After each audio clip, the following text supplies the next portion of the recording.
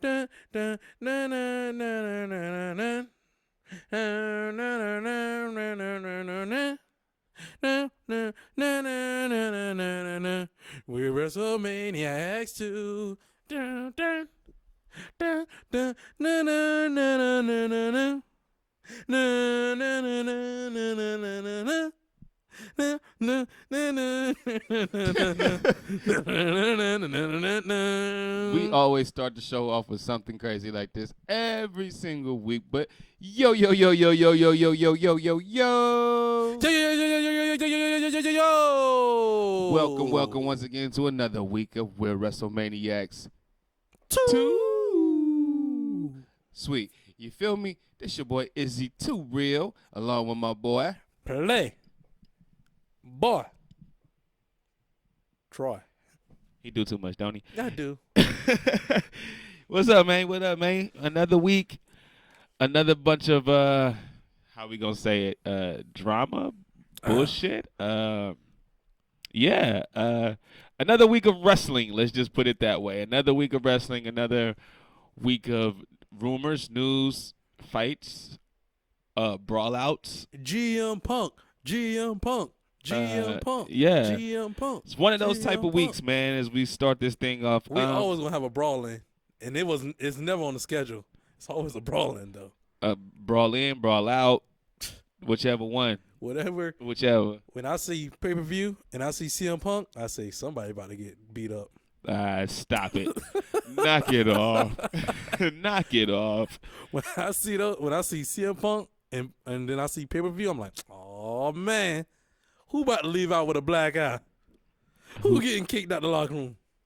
Because I know somebody is. Somebody ain't staying there the whole entire night. We could get into that a little bit later on. Yeah.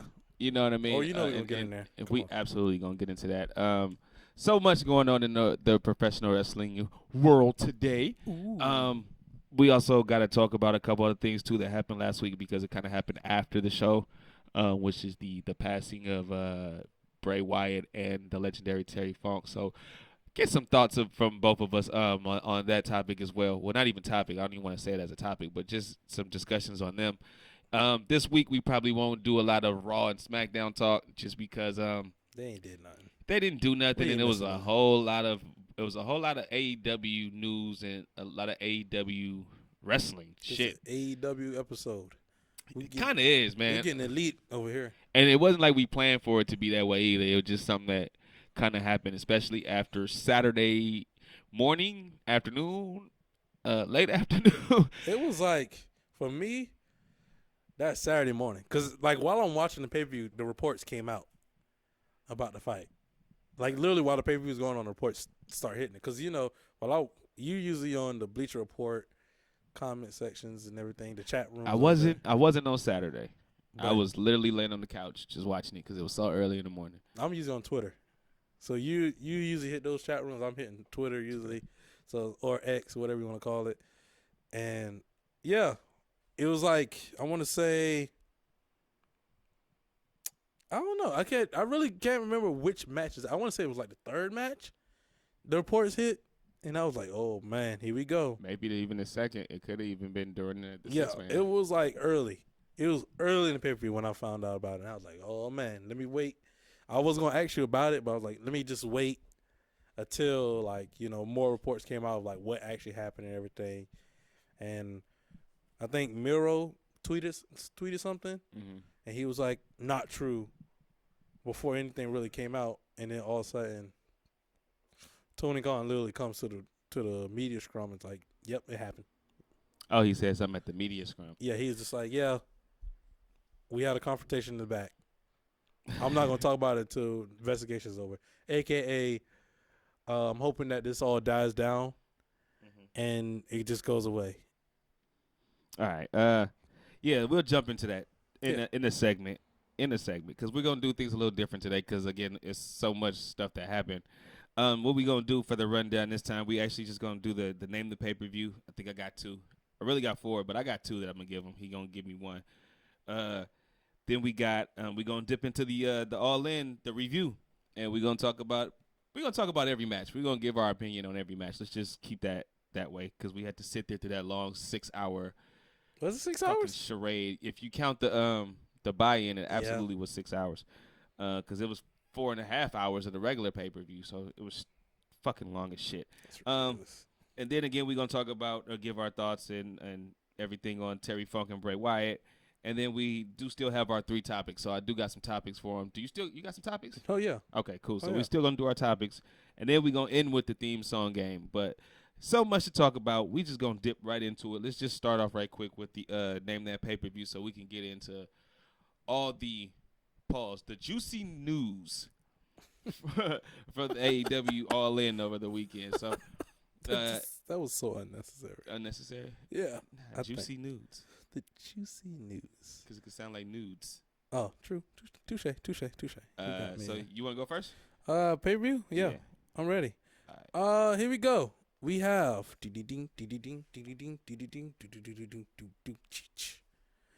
All right, we're going to create some theme songs for these fucking segments. Owen Hart versus Bret Hart. Bam Bam Bigelow and Luna versus Doink. This is WrestleMania 10. This is easy as shit. That was way too easy. Yeah, I wanted to give an easy one to this time. He was trying to hurry up and get the segment over to talk about Brawl Out. Like, no, I give. You know what? I got another one. I got you. Oh, I got you. Go ahead, give me yours. That's like one of my first ever pay-per-views ever watching. I forget that you was born around you, that. Yeah, you wasn't even born around the time. We ain't gonna lie. Wait, what you say? You were like a teenager. You was probably like 25 at the time. Damn, at 94? My nigga, I was clearly 8. like 17. Damn, hell nah. My mama was barely even like in her 20s, bro. Like, but let's do this. I got the card for you. Damn it, this just fucked me up. This was not the right one. Damn, this is not the right one. Get it together with her. Get it together. God damn it, this was not the right one. Fuck it, let's go with it anyway. You gave me an easy one. I returned the favor. Oh. So number 1, Tony Nese against Buddy Murphy. We have Carmella against Sarah Logan.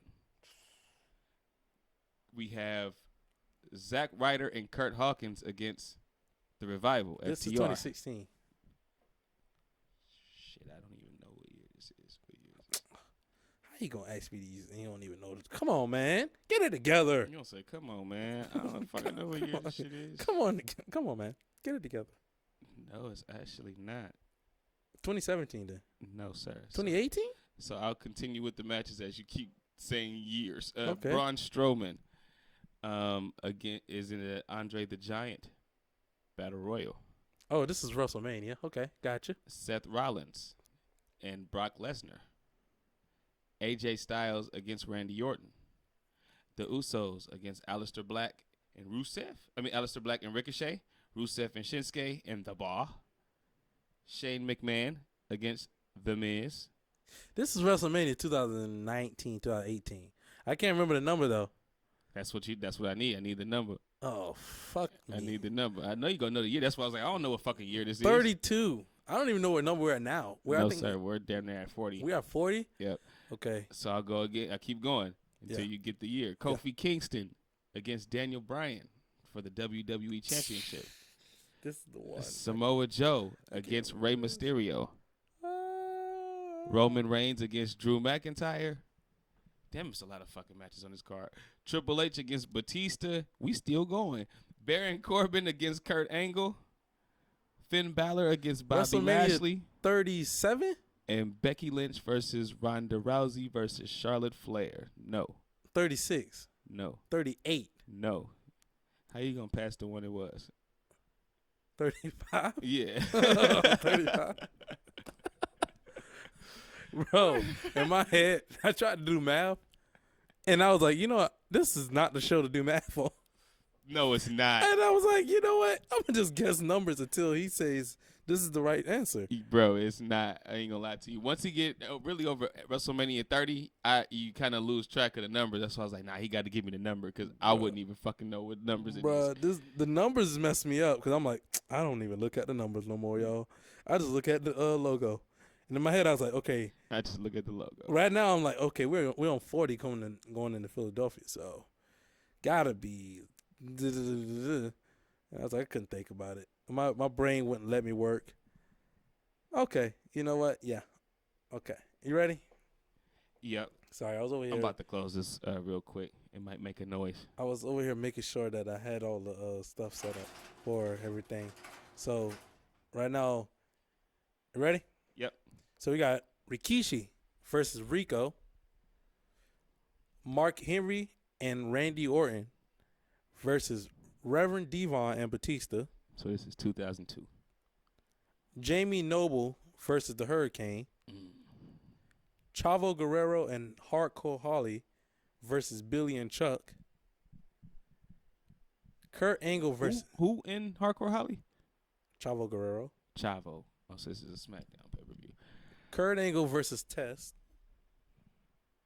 The Un-Americans versus Rey Mysterio and Billy Kidman. What's the fucking main event? Like, this is crazy. Wait. We getting there. Edge versus Chris Jericho. Tori Wilson versus Stacy Keibler. The Rock versus Brock Lesnar and Triple H. The Rock versus Brock Lesnar and Triple H. Yes. Nigga, this is like some London show. It's out of the country. It's absolutely out the country. It was never really a big pay-per-view like that. Not with The Rock, because The Rock really left after Brock came in. And then he came back to do the shit against Austin and Goldberg, and he was gone again. The Rock was the champion. The Rock was the champion? Yes, The Rock was the champion. Because he lost it to Brock in 2002. So this is absolutely 2002. And the only thing I can say is a Rebellion pay-per-view or Insurrection. It is not. I want to say this pay-per-view only happened one time. This ain't a real pay-per-view. It was on pay-per-view.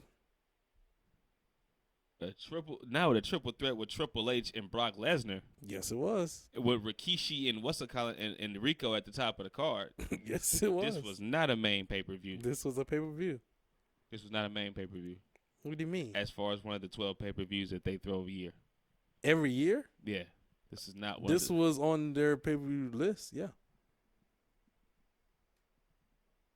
Out the country? Out the country. That year, 2002. It's only out the country if for them. It probably wasn't even out the country for us. That's what I'm saying. Out the country for us? Yeah, I don't think they showed this on pay-per-view for us. It was on pay-per-view. That's what they say. All right, I take the L. What is it? WWE Global Warming. Exactly. This was not a pay-per-view for us. Brother, I'm just going by what it tells me, man. He be trying to get me with some shit. He gonna go with the global warming pay-per-view. I'm like, yeah, that sounds like something. Hey, man, that was like only for like Germany or only for like Kuwait. It was in Austria. Australia. Yeah, it sounded like that was a pay-per-view only for them. It wasn't for us. It literally says pay-per-view. Pay-per-view produced by WWE. For them, just like they used to throw like Insurrection, and it was only a pay-per-view for them. We wouldn't get it till they put it on video. Hey, man. Hey, man. You tried to get me with one. That's fine. I'm just saying. I just picked a pay-per-view. Don't come at me. You didn't. You said I got one, which means you didn't even have one in your head. You just randomly picked one. I always pick a random one. I don't have because you're a encyclopedia. Why would I have one already set up? Like, oh, I'm gonna get this is the one. No, I just come. I literally show up. You damn near had me with the O2 shit. I was like, bro, I don't know what the fuck this is. Like, well, that in my head, I was like, what's the main event? I was like, he can probably know this. That's why I was like, dude, I don't remember this like pay-per-view ever happening again. So I was like, oh. Not because it never happened for us. Like, that's why. When you kept saying it, I was like, I don't know what you mean by that, but okay. Yeah, because it never happened. It was a specific for that region type of pay-per-view. Oh, one like, what I mean? Like the spectacular show that's coming up in India? No, because we can get that on the network. No, it's a house show. What? The Superstar Spectacular. For WWE? Yeah, the Indian. They not putting that on the network? No, it's a house show. Peacock, I mean? It's a house show. Okay, well, yeah, it's absolutely like that. It's a fucking house show that they only aired for that region. Okay. Never mind. That's why I was like, he trying to get me. No, I'm like, that main event? I just don't know that. No, it's okay. It's okay. It's okay. Nah. No, I'm telling you, it's okay. Go ahead. But anyways, since we're waiting on a commercial break, I'm going to go ahead and plug in there. The Heavily Opinionated Podcast with a new episode that just dropped this past Tuesday. Well, I think Dak Prescott, his job's in trouble. I don't think that brother's going to be there for long. So if you're a Cowboys fan, go ahead and get your Dak Prescott jerseys in now. Because sooner or later, he will be without a job. To help you plug, it's actually out now. There's a new man in town. To help you plug, the show's actually out now. Yeah, it's out there. That just dropped this past Tuesday. But there's a new episode coming Friday, today, when you see this. No, it just posted 4 hours ago. Because it showed up on my subscription thing. I'm subscribed to it, so it popped up. It was the first thing. So it just came out like 4 hours ago. This episode comes out on Friday. With Dak Prescott talking about somebody's in trouble? This episode of We're Wrestlemaniacs 2 come out this Friday. Dak Prescott that we talked about on Heavily Opinionated Podcast will be in the past on a Tuesday. So when they watch this episode, when this drops on Friday, there will be a new episode on Friday where we sit there and talk about Damian Lillard. Might not be coming to Miami, but there might be another superstar that might show up in Miami soon. James Harden ain't going to Miami. We don't want that bum. We talking about another one. An insect out there. Anyways, that's your plug for the Heavily Opinionated Podcast. He become a free agent, but okay. For the Heavily Opinionated Podcast. Now you got me wanting to talk about some hoop now. You got your own show for that, buddy. You almost had me spoil what you was about, what your topic is. Anyways. With an argument. Like, no, he's not going to Miami. Don't be a hater. The dynamic works where he's at right now. No, it don't. Yeah, it does. No, it don't. Yes, it does. I'm telling you. They need like one more big piece. Nah, I swear. But they got two big pieces that's in the way of him growing. No. Of him growing, he's already grown. Like, if we talking about the same person, he's already grown. He's growing now. Didn't he play for another team? No. He played for the same team? Yeah. His whole career? We're not talking about the same person. Then. Okay, we're not talking about the same We're not talking about the same person then. That's why I'm like, who are you talking about? Because you said an insect, so yeah. I went to the first person with a you're talking about him. Bro, he got to prove himself. On the second team now. He got to prove himself. That's what I thought you was talking about. No. You said an insect. Somebody else got an insect nickname? Yeah. Now you got me thinking, like, who the fuck else got an insect nickname? We'll talk about that later. All right. Damn. We'll talk about that later. I'm sorry. I'm such of a hoop guy. Like, me too. It's ridiculous. As much love I have for wrestling is the same equal love I have for basketball. Same equal love. It's like the same equal love where I'm like, I'm fully invested on both ends. Yeah. It's like, it's unhealthy how invested I am. Yeah. I'm attached to Woj to the hip. He don't know me, but Woj is at my hip.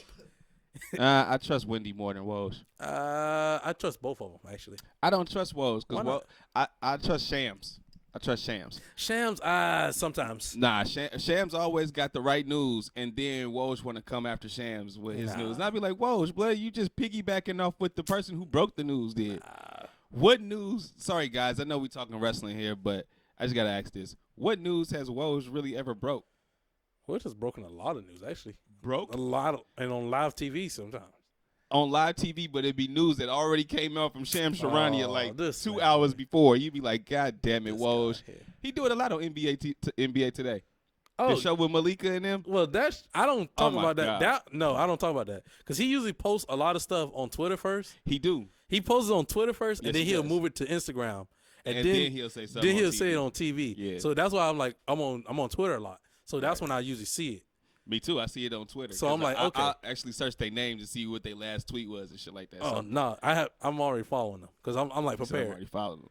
Oh, because plus whoever you follow, like if they're in that realm, they usually pop up anyway. So like for wrestling, they all pop up within an hour of each other with the same fucking. So like news. with wrestling, I see Sean Ross Sapp. I see Dave Meltzer. I don't fucking see I Dave. I'd rather see see Brian Alvarez. Brian Alvarez. I see all of them. It's I some see- other too. uh, Brian Ro- Thurston from Wrestlemaniacs. Who? Raj Jury. I see his name pop up. I seen that name before, but I don't get nothing from Denise. I'm okay with that. maybe JD, but he always comes like a day from New later. York? Yeah, but Oh, he comes yeah. like a day later Yeah, he's with his opinion. he waits till everybody comes out, which I respect that. Cause I'm like, okay, But we kind of do that. yeah, we do that too. So we wait till we get all the facts. Cause I don't want to be one of those people that sits there and instantly like, he's the bad guy. Right. I'm like, let me wait, let me wait, let me read. Let me get a get handle my on what study the up. situation was. Let me see what's going on first, And then let me put myself in a before we situation with the start news I got. before we start the crucifixion. Right. Don't let me cast any stones. If I don't even know what's going on. You don't. We didn't. So we didn't at the time. Now we do. Now So, we're gonna cast some stones. And now we about to just talk about it. Let's go. This is like the quickest we ever got past hella shit. Yeah. Because it's so big. You know what? Hold up. I gotta put them on. Cause I took notes. I almost really just sat there and like took writing notes, but I was like, bro, I'm too tired. I just want to watch this shit and I can remember it. No. I have no. I'm not on the show. Oh, okay. I'm talking about on the reports and everything. I make sure I got all that together. Cause you should. So I don't want to read the facts, right? Yeah, I don't want to make it assumptions. And if you know me, I like to just go ahead and summarize stuff. I don't like to be like, oh, I don't like reading stuff a lot, but I like to summarize it. But right, let's get into it. All in. Let's get all in. Man, let's go. We starting from the buyout, right? Or the buy-in or whatever. The buyout. Yeah, whatever. Yeah, no, I don't even know what the hell it's called either. So we just gonna start from I guess the buy-in 0 hour, whatever you want to call it. Hell, to tell you the truth, I didn't even see the first match, but it was the MJF and Adam Cole. I watched it against Aussie Open, which is Kyle Fletcher and Mark Davis. Good match. They played it safe, which they should. I mean, they should. They're gonna have a match later. They're gonna have a match later, but it was played safe. It was more of a sports entertainment kind of match. He did the kangaroo kick. Crowd went nuts. Crowd was crazy anyway from the Open. The whole entire thing, because I think AEW played it smart. Because WWE does a thing where they do like pre-show and everything, but the crowd be like, "Oh well, it's like nobody's versus nobody. Well, not nobody's versus nobody, but it's nothing like really big to the point where you need to go see it." They put like their main story on the pre-show, and it's like, okay, this is what you put your two biggest stars on the pre-show. Oh, I gotta go watch this because that's the main story. That's the two biggest stars you have right now. They put it on the pre-show. That crowd was already packed in there. Right. It wasn't like they was all like WWE style where everybody's like creeping in and they get in when they get in. Nah, they was in there and ready. They was already in there. Everybody on rush to their seats and everything. Right. So by the time I wanted to say Aussie Open when Aussie Open first came out, because they came out first, that crowd was lit instantly off the jump. I don't want to cut you off, so sorry about this. Oh, no, you good. Before we get too deeper in the show, let's talk about this because it kind of it touched me the first time when I first turned the pay-per-view on and it first came on. The look of the actual stadium, the way that the set was set up, how they kind of set everything up from the side instead of setting everything up from the straightaway, if you know what I mean.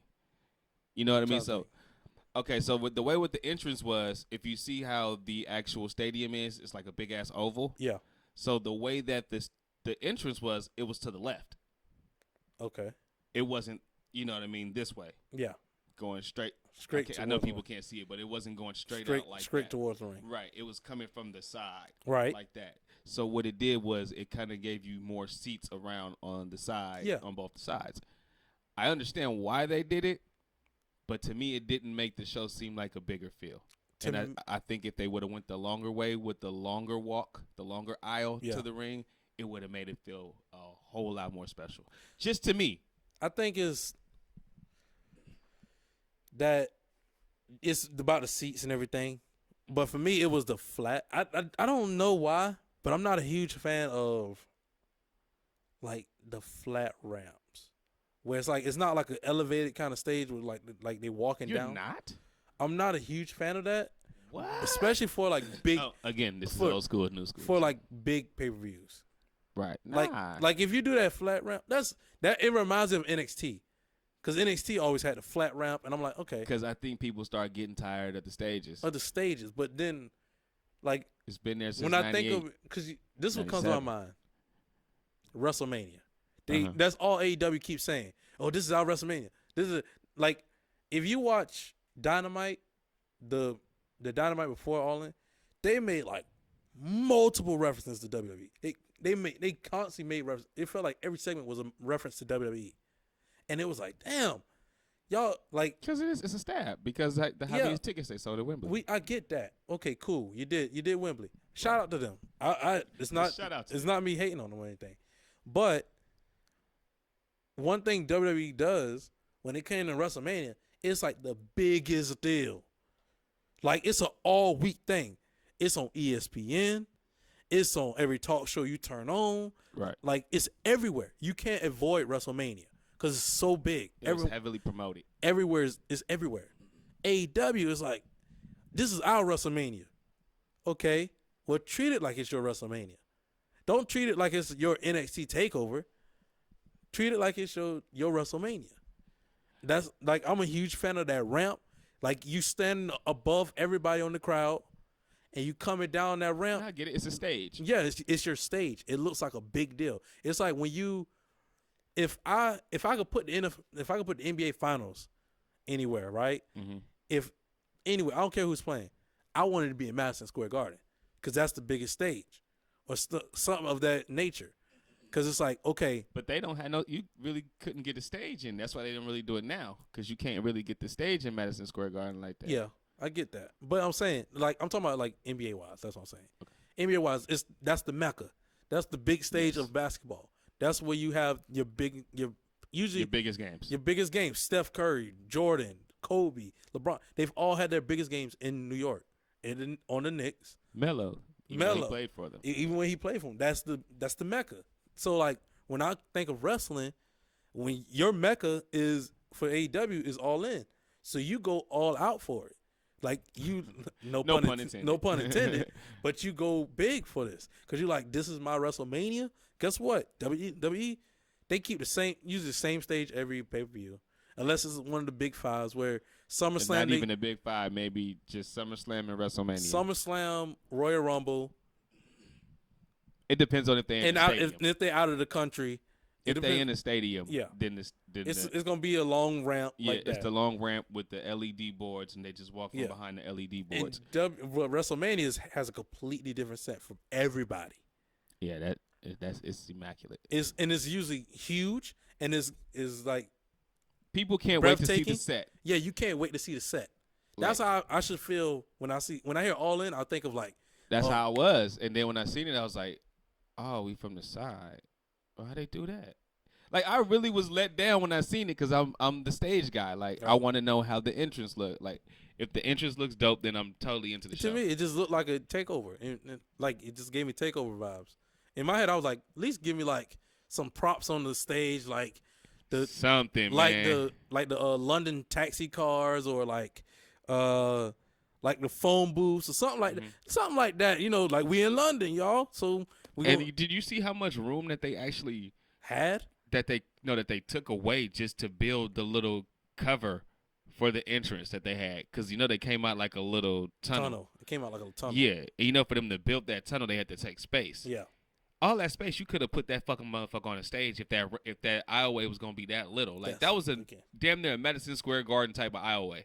It was literally that fucking small, like 10 steps there to the ring.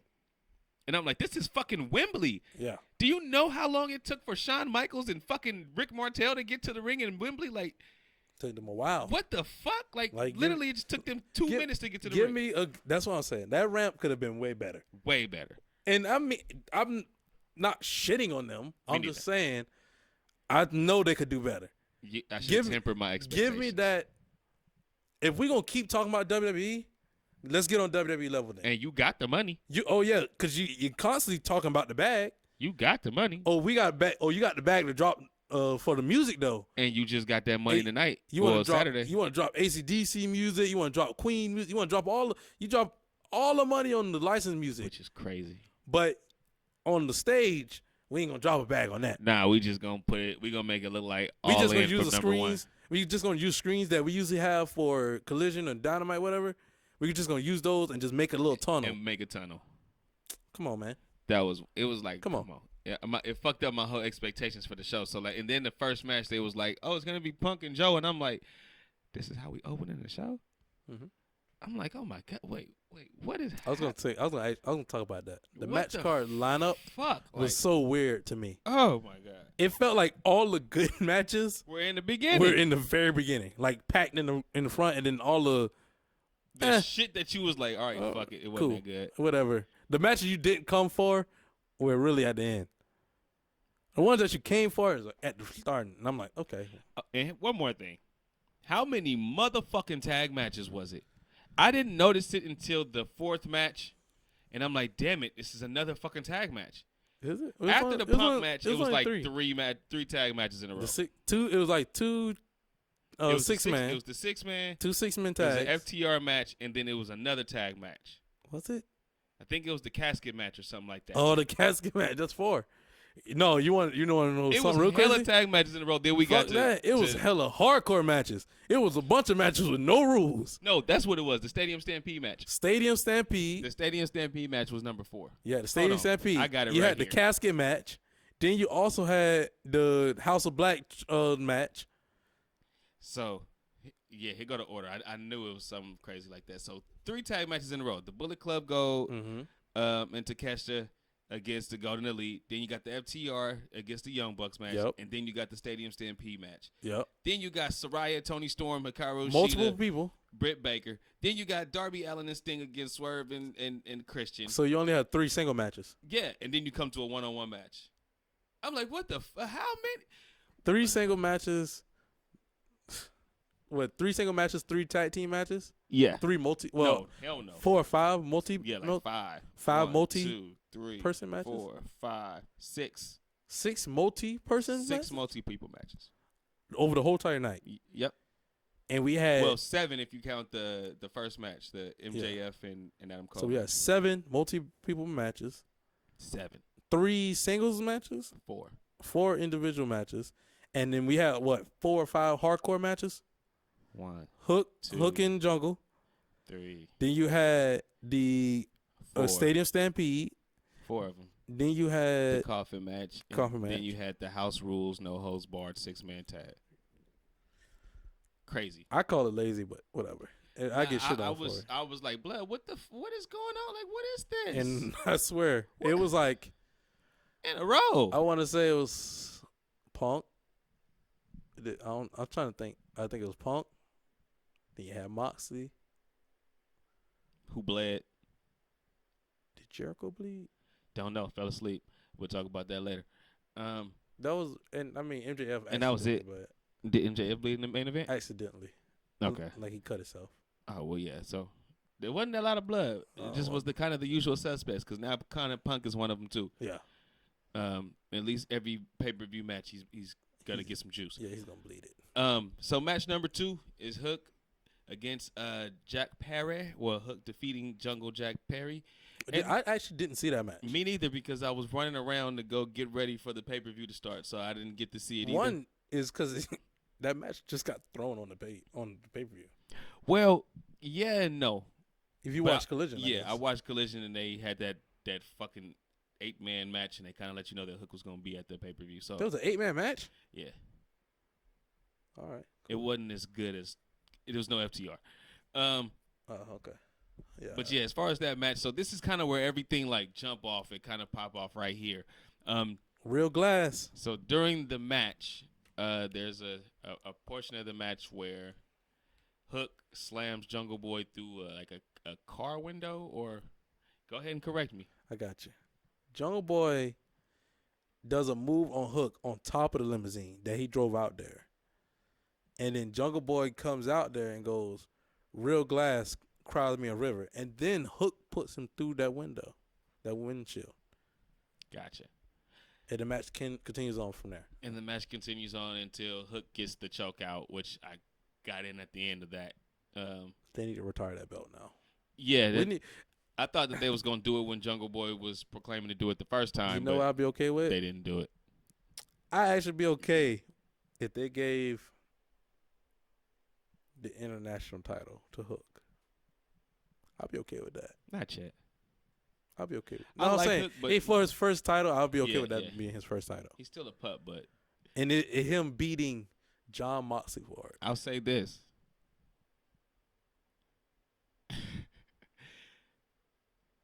Punk ain't going to try that shit with Hook. Oh. And I love Punk.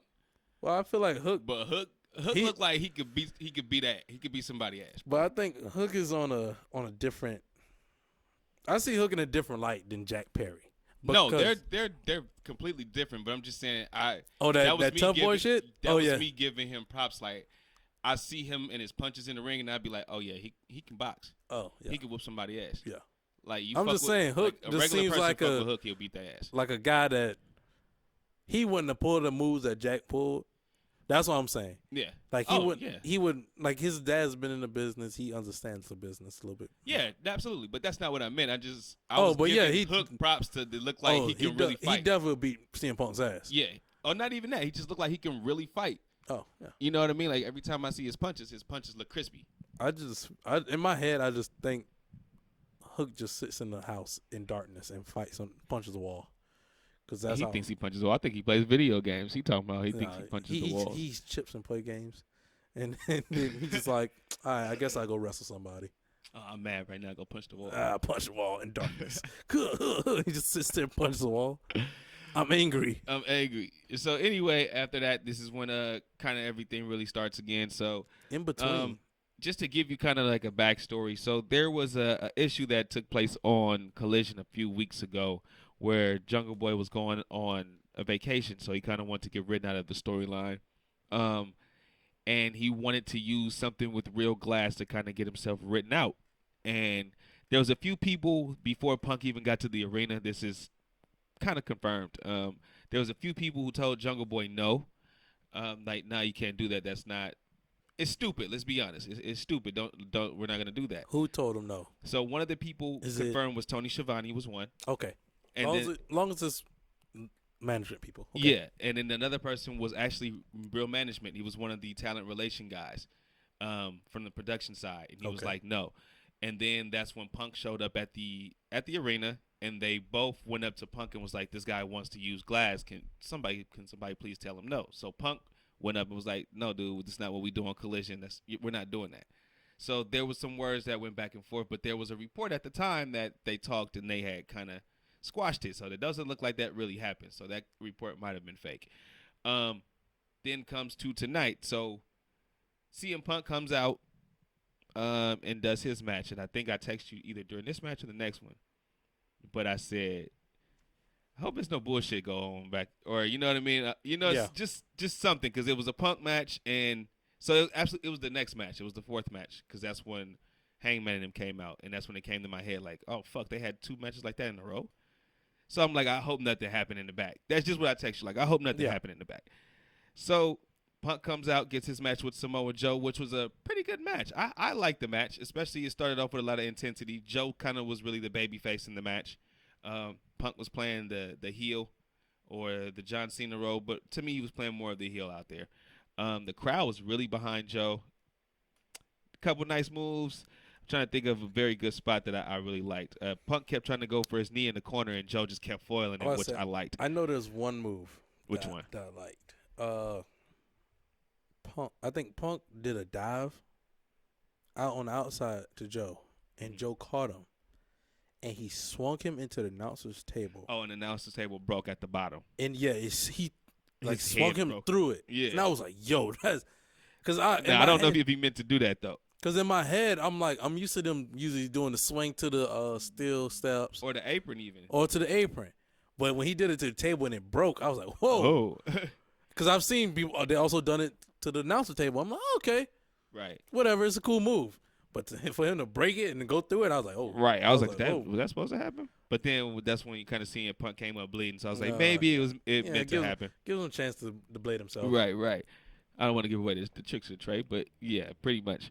But still, and then we come to a part of the match where, again, Punk kept trying to go for his knees, and the first time Joe would catch him, throw him off. The second time, Joe caught him with a Uranage, put him down. Then we get to a part of the match where they're both on the top rope, and Punk gives him the Pepsi plunge off the top. It was kind of sloppy. It was clunky for both men, but they're both over 40, so I kind of give it to him. And Joe's a little heavy. Yeah, I was about to say Joe's a big guy. And won the match, 1, 2, 3, and I was like, wait a minute. Threw me off, because when he hit it, I was like, is that he hit the Pepsi plunge? Right. Now I knew he was going for it, so I was like, oh, is he gonna hit it? Oh, he hit it. Okay. 1, 2, 3. Oh, what? Wait a minute. I'm watching this pay-per-view, and I'm watching it with my girl, and she's not really paying attention to the pay-per-view, whatever. And I'm sitting there, I'm like, I'm watching this pay-per-view, whatever, cool. He hits the move, and I go, the Pepsi plunge? And she like looks at me, and I'm like, that's an old move. He ain't pulled out in a long time. Mm-hmm. And he gets the 3, and I go, he won off the Pepsi plunge? He won off that shit. I was like, he won off the Pepsi plunge? I was like, okay. I guess it makes sense. Ring of Honor rivalry. Right. Ended with a Ring of Honor kind of move. It just threw me off. It was anticlimactic. I was like, no, I was expecting this to go at least another 5 minutes. At least. But that motherfucker ended right then and there. So which kind of left you clamoring actually this time for a little bit more. Way fucking better than our collision match. The collision match was boring as shit.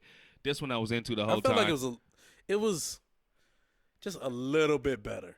To me, I feel like the collision match was slow plotting. It was slower. I'm like this. Like if I had to rate it, like the collision match would probably be like a 5. This one would be like a 7.5. Yeah, this was probably like a 7. This was like a good fight between like 2 old best friends. Yeah. Who are now in their like mid-40s. So again, good match. So I got nothing to hate on. It was a good wrestling match that had a story behind it. Good brawling. Then after the match is kind of like when everything kicks into high gear, I guess. You could take it from here. On the backstage? Oh, yeah. Oh, you can kind of take it from here. So this actually everything that happened was before the match. So everything happened. You see, I don't know. I'm not going to say I don't believe it because there's some reports that say that after the altercation, Punk was escorted back to his locker room. I'm like, why the fuck would he go to his locker room if he had a match? But that's no. You know what I mean? So this is what happened, right? They had the altercation, and basically Jungle Boy comes back. He comes back from the match, and CM Punk's happened. CM Punk and Samoa Joe, they're all prepping to go to their match because they're the first match. So they're all right there, and this still reports. Multiple reports different ways, but anyway, they end up getting into it backstage. So, and the report is that here's the main one out of here is that after Jungle Boy said what he said and got to the back, either Jungle Boy said something or what was said from Punk's side that's why I said it's either both of you can have multiple reports. We can go both sides though. I heard the Punk side was that Punk said something like, "Do you have something to say to me?" Yeah. You know what I mean? And then Jungle Boy said some smart shit to him, and then that's kind of where Punk ends up. They say put him in a chokehold, but what sounds like it makes the most sense is that he, motherfucker, like, you know what I mean? One of those quick ones to the neck and posted him against the wall. So I heard that the chokehold, like MMA style, just don't sound right. No. They just, he said it had him in a headlock. That don't sound right either. Which they said a front face lock, which is a front headlock. Which makes sense to me because when think Jungle Boy went for a rush? Oh, of course. He's like CM Punk's is a bigger guy compared to him. So why would he go for a rush? Like that's I'm only talking because I know, but I've wrestled guys like on the ship. I was on the ship. When I was on the ship, guys, when we used to wrestle down there, like we used to wrestle, and like I'm a bigger guy, and I used to always wrestle this one guy who just happened to be smaller than me, and he always used to try to go for my legs, and I'm like, that's the worst thing you could do. Like the worst thing you do for me, because like I'm way bigger than you. 2, I play basketball, so I have better footing than you. Like, and I played a little bit of football, just a little bit, not like crazy, but I know where my feet need to be planted at and to wrestle. So, and plus, I've wrestled before, so I know my cousin amateur wrestle, and me and him used to literally, that's how I used to train with him. So literally, I know wrestling stances and what to do. So for you to come at me and try to go for my legs, and my legs are like spread already, prep for my stance to like stay still, stay planted, that's the worst thing you do. And I instantly get him in the headlock. So that's in my mind, I'm thinking I've done that. Jungle Boy probably had got pushed. What probably happened was he come back there and CM Punk probably was like, "You got some shit to say?" Jungle Boy's like, "What you gonna do about it?" CM Punk probably pushed him. Jungle Boy rushes, headlock, because that's what I'm thinking is the best bet. Could be. It sounds very plausible. But- But it's something that I've been into before a few times. Yeah, Because motherfuckers, for some reason, they think because I'm skinny that they can rush me and go for the legs, but Makes I sense. instantly know what to do. makes sense. I'm wrapping around you, I'm head locking you, I'm front face locking Oh, you, yeah. and I'm DDTing you because you're gonna go down. Oh yeah, makes sense. And it's happened many a times. And I'd be like, dog, you just don't understand. That's not the right way to Just go. not the right way You to might as go. well just go head up and just let's go toes. Let's Yeah. just box. Because you trying to wrestle me is not gonna work. It's not gonna work. Not one bit. You know what I mean? So But if this that's the- what he did, I'm disappointed in Jungle Boy, but Yeah. he's a kid from Beverly Hills. He was probably sheltered all his life. So there's no fucking way he knows how to really just fight like that. But So the I problem believe is- he could have went for that front face lock. The or went real for the legs. problem of it all, right? This all happens right next to Tony Khan. Because when this happens, It's in like gorilla position. it's in the gorilla position. Because when this happens, it knocks over the screens, the monitors.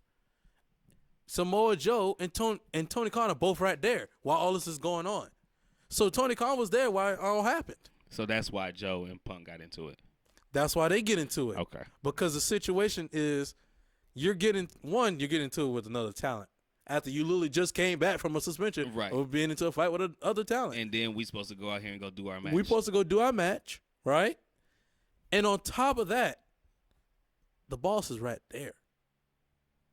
I'd have had that talk with my boy too. He'd probably be pissed off at me, but we'd have had that talk too. I'd have been like, Joe, like, blood, come on, you just came back from doing this shit last year at the same fucking event. Same event. You know what I mean? Like, I don't care if he was baiting you. He was baiting you. Just let him bait you. Bro, Let him you bait don't, you. But he's not the type of dude to you're be baited. at your job. You work at your job. Mm-hmm. There's always, I call him a Tony. It's always one I call him a Tony. that you just want to Not beat the because fuck of Tony out Khan, but just I call him a Tony because that's just easy to remember. of. Uh-huh. Always that one that just pushes your buttons. And you be just want to beat that. And you every just- job. Every job. Every job, there's one. There's one. And that don't mean to whip his ass Right. when he baits you. You just sometimes got to eat that You shit. just have to eat it and go about your day. Yeah. And just the to thing stay is- professional. They just know it's so easy to poke. Yep. To poke Punk. I'm going to poke that bear and he going to bite. And here's the thing. Punk is one of those guys, too, where it's on both sides. Mhm. He's easy to poke, but also when you poke him and he goes off, Punk is like, what you going to do, fire me? Fire me. Go ahead. I dare you to fire I me. don't give a fuck. I don't care. I'll quit. I don't care. Knowing that AEW needs CM Punk. But that's CM me. Punk, does CM Punk need AEW? Yes. But that's me. But I don't think it's that. It's something that Punk said a long time ago that really resonated with me because I've always been this type of dude, and it kind of bites me in the ass now that I'm older. But I've always been that type of dude where it's like I know that the wheel's gonna keep going whether I leave here or not. Yeah. Like he said in his, I think the pipe bomb. Yeah, he did. Like if I He's a leave spoken here, wheel. the wheel's gonna keep spinning, and I understand that. Yeah. So I might as well leave before you get rid of me. Right. And even though it's hurt me a lot, I've always lived by that. Like, I'm not gonna let you fire me. I'd rather leave this motherfucker before you fire me. Like, I don't need you because I can go find somewhere else to work. That is true. You know what I mean? Like, really, you kind of need me because your ratings have kind of been going up, and you have a second show that probably wouldn't even be doing the 500,000 that it is doing if I wasn't there That is true. because of Rampage. So he has a little ego thrown into it, which I never had an ego thrown into it. It just was the way I was. Reminds me of? What?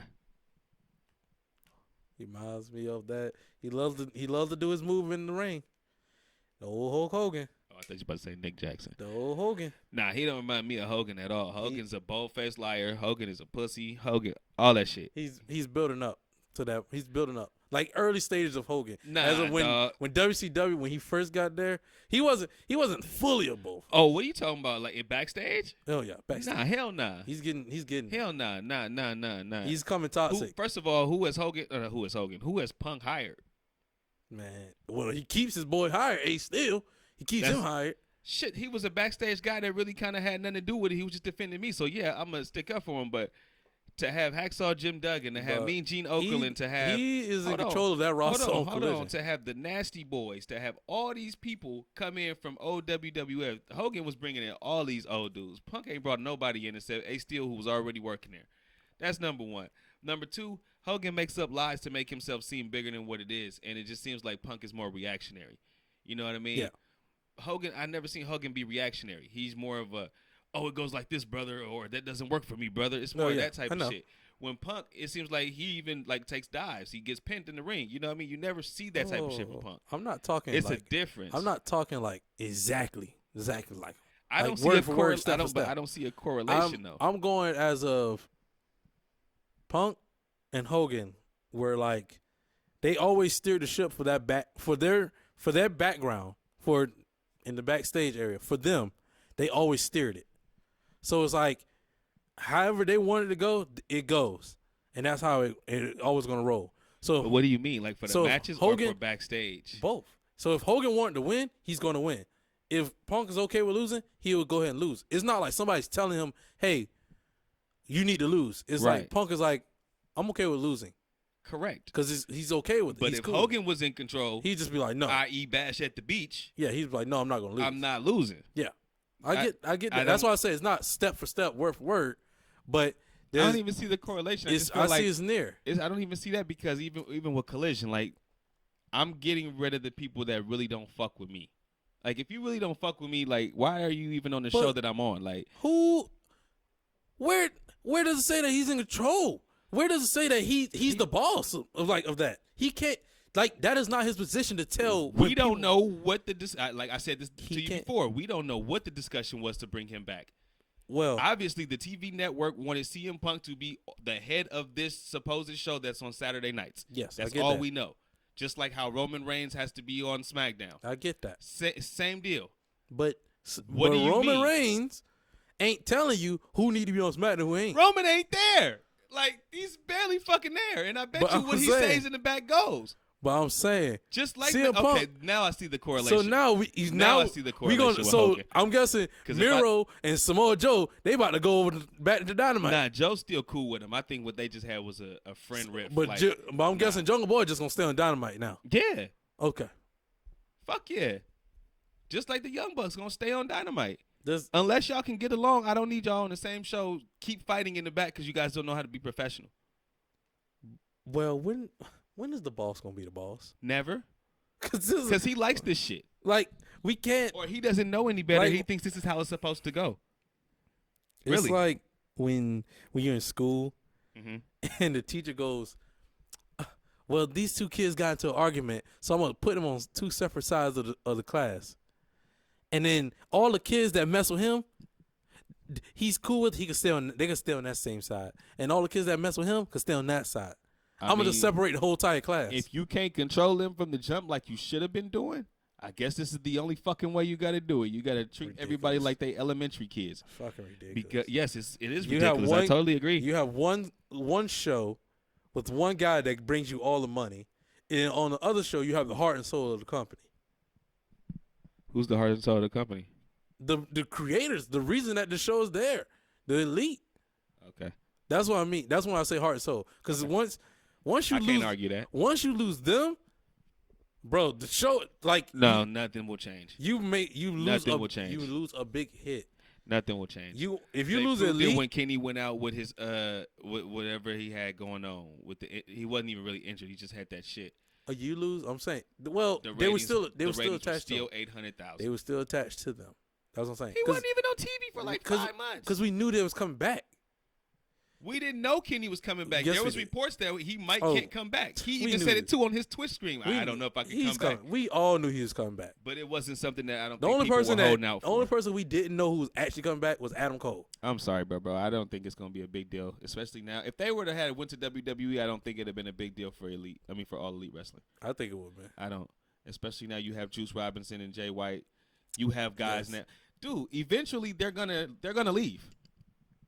Eventually they're going to leave. They just signed a whole new contract. I'm not saying that they didn't, but eventually they're going to leave. Yeah. Either they're going to retire, they're going to fizzle out, or they're going to go to another company. Eventually, they're going to leave. I understand You can't just go your whole stuff on them, especially when they're losing you viewers. But that's the thing. They do. They do what? The Dynamite is literally dedicated all to Elite. And I'm not, and again, I'm not protesting that. All I'm saying is it's not going to lose anything if they're not there. I understand what you're saying. I get what you're saying. Especially now the Young Bucks. It's like if WWE had lost John Cena to AEW. At what time? Like now? No, when he was hot. Well, now it'd be weird. Like if AEW was up in like 07? Like if John Cena would have done to AEW now, I'd be like, what the fuck are you doing, John? Yeah, that's what I'm like. It wouldn't make sense. I'd be like, yo, John, what are you doing? What's going on here? This is weird. Don't do this. Just to make money and go somewhere else. But he liked Vince, so he ain't going nowhere. But I was saying, like, if they lost a big part of their company to AEW, it's like, damn, that's a big blow. It's like, and they take it every time. You know how many people have came and left from WWE, yo? Like, yeah, they redo their roster over every like 2 years. Yeah, it's not the same people. Like they showed something today. I forgot. I think it was on Peacock, and they showed like a whole new little highlight package. And half the people were like, I was like, who the fuck?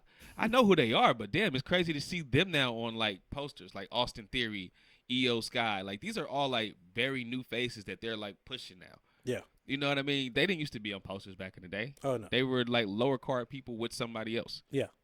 You know what I mean? So now you see the overhaul. That's what I'm saying for AEW. At some point, you're going to have to wing off of the Elite because you're going to have to find somebody else. That's a later question for another episode. It absolutely is. But to get back to the incident, right? Mm-hmm. Basically, they bump heads, whatever, goes down right there in production. CM Punk, first of all, CM Punk was already pissed off before that even happened because of what happened beforehand. Getting with the ride? Yeah. Yeah. Get into that. So, I'm about to say, because I did my little research, doing my little research or whatever. So, I'm going to just go ahead and read from Wrestling Features, right? Mm-hmm. Says, when CM Punk landed at Heathrow Airport for All In on Saturday morning, no one from AEW was waiting to greet him with a car service to take him to the hotel. Punk texted the number he was given by AEW for the driver, and it bounced back. Punk decided to buy a train ticket and find his own way to his hotel. In the process, he got lost, and some fans had to help Punk on his way, which was actually verified because there's a picture of Punk out there with the fans sitting on a train. So, one, that would piss me off as a person. If you send me some, like, if you don't know, I'm in the military. If you send me somewhere and I'm showing up there for you, bruh, I don't know where I'm at. You sent me here. Right. So that means a ride needs to be provided at that time because I don't know where I'm going. I don't know where I need to meet you at. I don't know where I need to be at. There's a setup of a reason. Like, I've had that multiple times where I flew into, like, I think, like, Puerto Rico or Key West or whatever, and be stuck at the airport. I'm stuck at the airport, and I'm calling them like, yo, where, like, is there a van coming? Where I need to be at? Oh, yeah, there's a van coming. Give us a couple minutes. We're going away. Yeah, cool. nah. Then I'm like, okay, cool. All right, the van's on the way. But there was a moment there when I got to the place, I'm calling. I don't call like 6 times. And nobody's answering. Now I'm getting pissed off. Because, one, I could have just stayed my ass at home. If you're going to do all this, I could have just stayed my ass home and wait for y'all to come back. Right. So, I get the frustration for CM Punk. So, one, you get me to fly over here to London, put on the match. Cool. Where the fuck is the car? I don't live here in London. I'm not here. I'm not from here. This might be my 3rd or 4th time, whatever. One of the lowest timed matches on the card, too. Oh, CM Punk on the CM main Punk show and card. Joe? Yep. Makes sense. Because, I mean, that match kind of was quick, but it also felt like kind of long. What, 10 minutes? 14. 10, 15? Okay, the women went 8. Under 15. And the Billy Gunn match went 10. Yeah. So those were the 3 lowest timed matches. We're going to get to that women's match. But, yeah, that kind of would tick me off before I even get to the building. Instantly, I'm already ticked off. One, I'm one of your biggest stars, too. And we ain't got a car set up? And I'm going on first. I'm going on first. I'm going on first. Dog, I get here the morning of the show. I'm going on first, and you bring nothing. You showed nothing. So if I was Punk, just me, out of just me being me, the first moment I got there and nothing was there, I'm calling an Uber. I'm calling something. I'm getting the fuck out of there. I don't sit at airports and like public transportation places longer because I don't know where the fuck I'm at. Yeah. You know what I mean? So I'm getting to my hotel, and thank God for like train. Yeah, see, thank God for MapQuest and like locations and shit on your phone. Thank God for the fans that actually who knew who CM Punk was. I wasn't even talking about for Punk. I was just talking about in general because I would have found my way to my hotel. You know what I mean? No, I say thank God to that for the fans because you don't know how people is these days. Hell nah. Because they could have just been leading him to any fucking place, to the worst part of London, for him to show up and then something he happened. got his phone, dog. You know he put that shit in the location. Yeah, but I hope so. Yeah, I hope. But you sitting there like. You sitting there and they telling you, oh, yeah, you just need to get on this train. And all of a sudden, now you fucking lost because there was a point where he did get lost in London. Right. Like, that shit like that where it's like, yo, you don't know how people is these days out here. That's why, unless I had to, I wouldn't have been in the train. Yeah. I'd have been in the back of an Uber and you try some silly shit, I'm going to slap you in the back of your fucking head and I'm hopping out this car. Like, that's just how it is. Yeah. Because, people are crazy. You know what I mean? Especially in these ride transportation or ride shares. Why he call FTR? I don't know. They probably was already at the building. He could have called people at the job. They probably was already at the building. Yeah, but I'm saying. But he like me because I'm not going to call nobody that's already at the building to come get me. I'm going to just be like, yo. How the fuck you get there? Can you tell somebody to come send me a call? All right, bet. I got you. Hell nah. I don't trust him. FTR? No, not FTR. I wouldn't trust the company. You didn't send nobody to come get me from the jump. In the first place. You feel me? And I heard some shit about they didn't even have his hotel booked or some shit. Like he had to book his own hotel. That's a lot of shit going on. So yeah, fuck y'all. I'm just gonna do this myself. I was already promised that I was gonna be out here, so I'm gonna do this. And then I heard that there has been no contact, at least as of that night. Like there was no contact. He went after whatever he left. He said that maybe it'd be best for me to leave. This is one of the quotes that I heard, that maybe it'd be best for me to leave the building. And the person who he talked to said, nobody's forcing you to leave, but yeah, maybe that would be the best. You know what I mean? So he left and went back to his hotel room, and then he ordered some food for his guys. Yeah. You know what I mean? That was going to come back to the room or whatever. So at the end of the day. Yeah. So we ran through the before the match. What happens after the match is basically from reports of Brian Alvarez, backed by multiple sources, that Miro and CM Punk nearly had an incident immediately after his match with Samoa Joe, which is another thing. Like, first, I'm not going to be rude, but why is Miro at the show? Was he at the show? Yeah. He was there. Man, I don't know. I'm saying, why is he there, though? But I don't even believe he was even there. Maybe he was, but deep down in my heart, I'm like, I don't believe he was there. Because what was the point of you being there? Tony likes to have everybody on all hands. Man, fuck no. He loves to have all hands on deck. Man, I bet you Scorpio Sky ass wasn't there. You know what I mean? Like, come on, blood. Yeah. I bet you AR Fox ass wasn't there. He probably was. Nah, he probably wasn't. He probably was. Bro, why are you paying for all these people to go overseas? Why are you paying for this many plane tickets? The shit does not make sense. Tony Khan got money. Nah, fuck that. He said it. He got money. That's a waste. Plus, I don't need. You think he paid for everybody's tickets? Okay, so if he didn't pay for their tickets, you don't think that he paid at least for them to be there? You don't think it's a part of salary? Yeah. I'm not paying you to be here right now. He paid for fucking Anthony Gogo to be there and Kip Sabian. And I was like, why the fuck are they here? I was like, well, Kip Sabian was at least on the pre-show. Yeah, both of them. Okay. I was like, I guess because they're from London, but yeah, whatever. That's fine. They probably were already there. That's fine. But I'm not finna pay for what's the kid name that's with Darby Allin now? What's the kid Nick name? Wayne? Nick Wayne. He was there. I'm not paying for him to come. But he was there though. I bet you. I don't know. No, I'm saying he was there. He actually showed up on the show. Oh, he did. He was showed up during the coffin match. He did.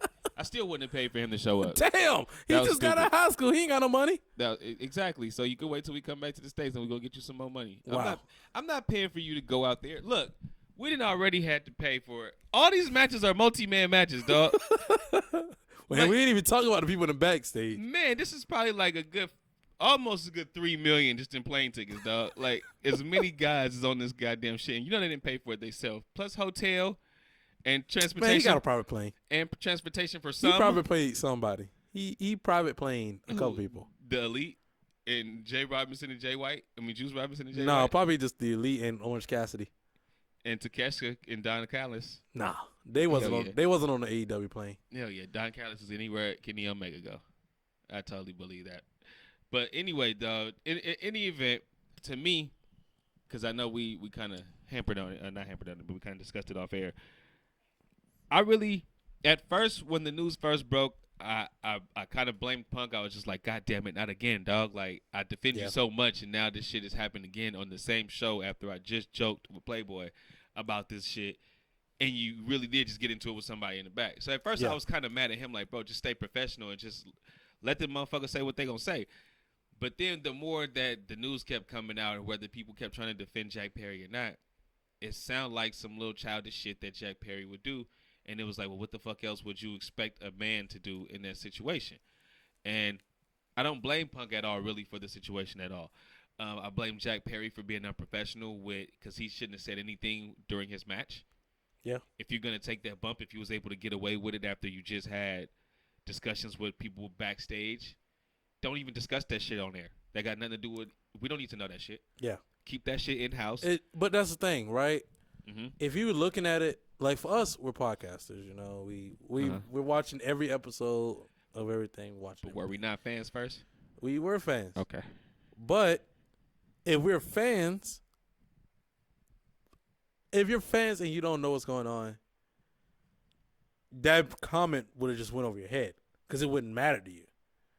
Because you're like, I'm just watching the show. And it's like, oh, real grass. Oh, he's just being a dick about it. I didn't even catch it, dog.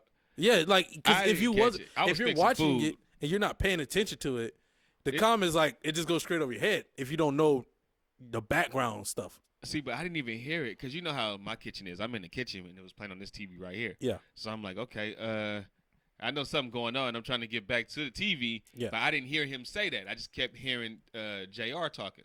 So I'm like, all right, I don't know what the fuck going on. So I get back to it, and I'm like, okay, well, you just slammed him on the fucking top of the limo. All right, is that it? You know, I'm kind of waiting for it to be over. I didn't catch the comment. Yeah. I didn't catch it at all. And then just to hear the reports later, I'm like, well, fuck, what comment? I was watching this shit.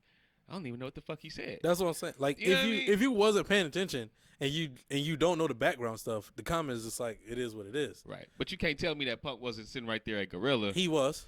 And the big screen right there that got the show going, so you know he's seen it. And he said it straight in the camera. Yeah, so motherfucker, you talking to me, so we got a problem. And you already know I beat your little bitch ass, so what's the deal, blood? You got something to say?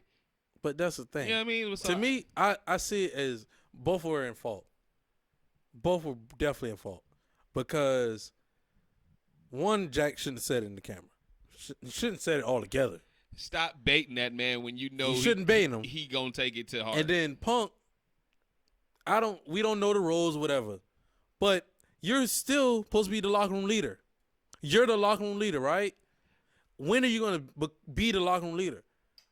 The locker room leader. That doesn't bother me because it was like Undertaker got into it with people. He was a locker room leader. Brett got into it with people. But did Undertaker did he choke people out and beat them and put them in headlocks and everything? Did he get suspended? There was one story, times? And then Brett did because Brett and Sean fought and pulled the big ass lock out of Sean's hair. Like fights happen all the time. JBL beat up the Miz in the back. Like fights happen all the time. But they didn't have shows dedicated to them. They didn't. I'm just trying to think because the only person that got a show dedicated to them is The Rock. And did The Rock go over there beating up people? Nah, The Rock just kind of stayed quiet and took it while Shawn Michaels and it was kind of bullying him. He just took it. Yeah, but that's that. But that's a different personality too. But then you have CM Punk where it's like, yo, one, you already got suspended last year at the same exact event. That was the first thing right there, right? Mm-hmm. Every time it feels like every time I see CM Punk talk about all AEW, he's always saying, I work with kids. We gotta work as a team. We gotta be grown adults. Well, he's saying that because I'm at fault of doing it too. It's a Cornette thing. It's a lot of these guys are saying a lot of the same shit that Cornette says on his podcast. MJF is very, very guilty of doing it. Everything that MJF says comes from really Jim Cornette. Like a lot of his quips. And then the working with children thing, all Jim Cornette, because he's been calling the Young Bucks and Kenny Omega kids ever since they started the fucking All Elite. Really, even before that, when they was in TNA, he'd been calling them little children. So it's really a Cornette quip that he just took and keeping it going because it's getting him heat as a heel. But I can't say that he don't mean it, because you are working with children that keeps trying to fucking bait you every fucking day. Yeah. These are fucking kids. And guess what? He allows them to bait him. How can I allow you to bait me? That's if you. So if I beat your ass, people look at me like I'm the bully, or look at me like I'm the bad guy. If you know how to push my buttons. Hold on. But if, like I said, if I sit there and I beat your ass, people look at me like I'm a bad guy. But if I sit there and take it, deep down inside, it's like I got to keep taking this shit, and they keep jabbing me. Just like what happened prior to All In last year, where they kept jabbing him all through these papers, sending it to Dave Meltzer and Brian Alvarez, and they keep printing this shit. Punk didn't say nothing. And it just fucking becomes a boiling point. Well, and with any man, it's going to be a boiling point when you keep fucking with them. That's just what it is. And if not, I'm sorry, they a pussy if you just don't do nothing about it. It's 3 people at fault. 3 people. I see 2 and 1 reactionary. I see 3. I see 2. Jungle Boy, CM Punk, Tony Khan. I don't see anything that Punk did wrong. Well, then you're missing out on it. I now, because like I said, at first I did, because it was like, dog, stay professional. But I see it in a corporate way. That's why. I just see it in a super corporate way. Ain't nothing corporate about that fucking company. Because I see it as of Jungle Boy baits CM Punk. Mm-hmm. CM Punk has 2 options. CM Punk could go, oh, you want to bait me? Whatever. You could go, man, whatever. You going to bait me? I'll beat your ass. Or he could go, hey, Tony, get your boy. He keeps talking about me. He keeps baiting me. Now, we both know I have a temper here. You're the boss. You talk to him. You get it right. And that's it. And what you think comes out in the papers?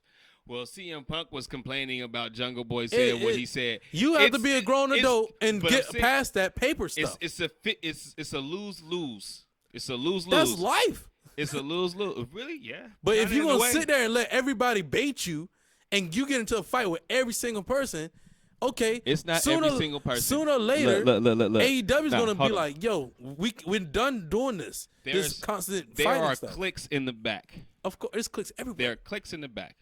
The ones that he keep getting into it with are a part of a certain clique. Yeah. It ain't been nobody else unless you want to say Miro. Right. But Miro been sticking up for them because he got into it with Cornette over the fucking bullshit with the Young Bucks. So, again, it's one fucking party. Right. And one party already proved that they couldn't handle themselves and got their ass beaten. That's kind of why they kind of been going downhill. Let's be honest. People don't have the believability anymore. Right. So let's just fucking be all the way honest with it. Number 2, they all been a part of the fucking elite. The only one he ain't really picked a fight with is Kota Ibushi. Like, everybody else he's picked a fight with. Okay. And I thought I heard that him and Omega kind of had buried the hatchet. So that's why we didn't really hear anything between the Bucks and Punk and Omega and Punk, or even Page and Punk. Right. Because, again, they had fucking walked right past each other because their matches were back-to-back. So Keep it cordial. So for this little shit that really should have been fired, because let's be honest, what the fuck is Jungle Boy doing here? Hey, man, pillar. Ain't no fucking pillar. He's a Hey, pillar. dude could be fired. And if I was Tony Khan, and the crazy part about it, Tony Khan's birthday is like 2 days before mine, I'd have fired Jack Perry. Because you already know what the fuck he was going through last year. Fired. Sammy Guevara should have been fired. I wouldn't have fired Sammy, but I'd have suspended him. I would have fired him. I'd have suspended him. Andrade, I'd have fired you. You wanted to go anyway. Bye. Bye. Go bye-bye. Aleister Black, you didn't do anything wrong, but you wanted to go. Bye. Like, I'm not holding on to no fucking body that don't want to be around here. All that should have been done. Dead weight. Should have been done. I totally agree. Should have been done. It's just dead weight that he got there now. But I'm saying, it's like being in school, bro. If you and your group, and you and your clique, and then there's another clique over there, right? Right. If you know that clique sits there and talks shit about you, are you going to go over there to that clique and fight? Yeah. You personally, you're going to go fight, right? It might. But guess what? You know that's going to lead to you getting suspended from school. And it is what it is, right? That just is what it is. But sooner or later, you constantly come suspended. You're going to get expelled, or you're going to have to go to another school. Or whatever. You have to go to another school. Right. CM Punk has gotten to a point where Can he go back to WWE? Yes. Absolutely. It's only like a couple guys that don't want him there, but they're And then elite also, friends. but then, okay, he gets kicked. Let's say AEW gets tired of the shit. Go. Just go. We'll deal with this shit later. We'll figure out something else. Go. Which could end up happening, but again, you're tired of his shit. What did he do? What did he do besides say, if you have something to say, say it? And then the guy says, what are you going to do? If you're walking around. What the fuck? If I'm walking around in the backstage. Could have slapped the shit out of his little ass. If I'm walking around backstage and whatever, it's like, even if I don't say nothing to CM Punk, in my head, I'm thinking, I hope this shit don't piss him off. Because I already know he about to fucking explode. He going to go off. What do you mean? Like, it seems like it's getting to a point where if you do anything wrong in the eyes of CM Punk. How did we move the goalpost here? I didn't move the goalpost. Yeah, we did, because, hold on, Jungle Boy and Punk had an altercation off top.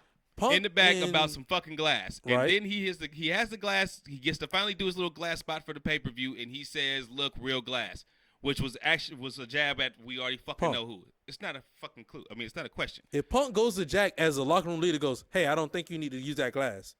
Punk says, and then Jack Perry goes, fuck off. Punk should just walk away, go about it. Boom. Guess what? We get to All In, and he makes that jab. Guess what? You go, if I'm sitting right there in Gorilla, I look right at Tony and go, you see that, right? All right, deal with that. That's when, by the time Jack Perry gets there, he should be Tony should be like, suspended instantly. Once he comes through the door, suspended. Because when we told you not to do it, Punk told you not to do it because he went to you as a locker room leader. Guess How what? we know that that's not what happened? What, he walked through the gate and go, you suspended? No, the suspended part, take out the suspended part. But the rest of that, how you know that Punk didn't look at Tony if Tony's sitting right there in Gorilla and was like, see, look at this shit. So you telling me Punk went, see, look at this shit. If he's sitting right there, you don't mean to tell me he didn't? So I'm saying, Punk don't just go, hey, see, look at this shit? All right, so when he come back here, I'm about to beat his ass. Is that what I don't think, no. I don't think he did it like that. Like, or if. I don't think he did it like that. I'm saying, even if he did tell Tony that, you have to learn not to be reactionary. You have to that is a part of being a grown adult. You cannot just go off on everything that bothers you. If you're walking down the street and somebody steps on your shoe, that don't mean you instantly beat his ass because he stepped on your shoe. You cannot just blow up at everything, especially when it's a company, when you're at work. You can't just go off and blow. I understand, yes, Jack Perry initiated this. Jack Perry is definitely at fault. So you're the type of person that'll just let people keep stumping on you and never say anything? No, like you just I'm let it a happen? person that it depends on where you at, your environment. You have to understand the circumstances of stuff. That's how, like, if I'm sitting at a restaurant and somebody accidentally spills a drink on me, I'm not about to get up and, bitch, you just drink water. No, but if we in this restaurant and you slap the shit out of me in and this you restaurant, slap me, I'm not finna just sit here while you just slap me in this restaurant. My instant reaction is gonna be, what the fuck?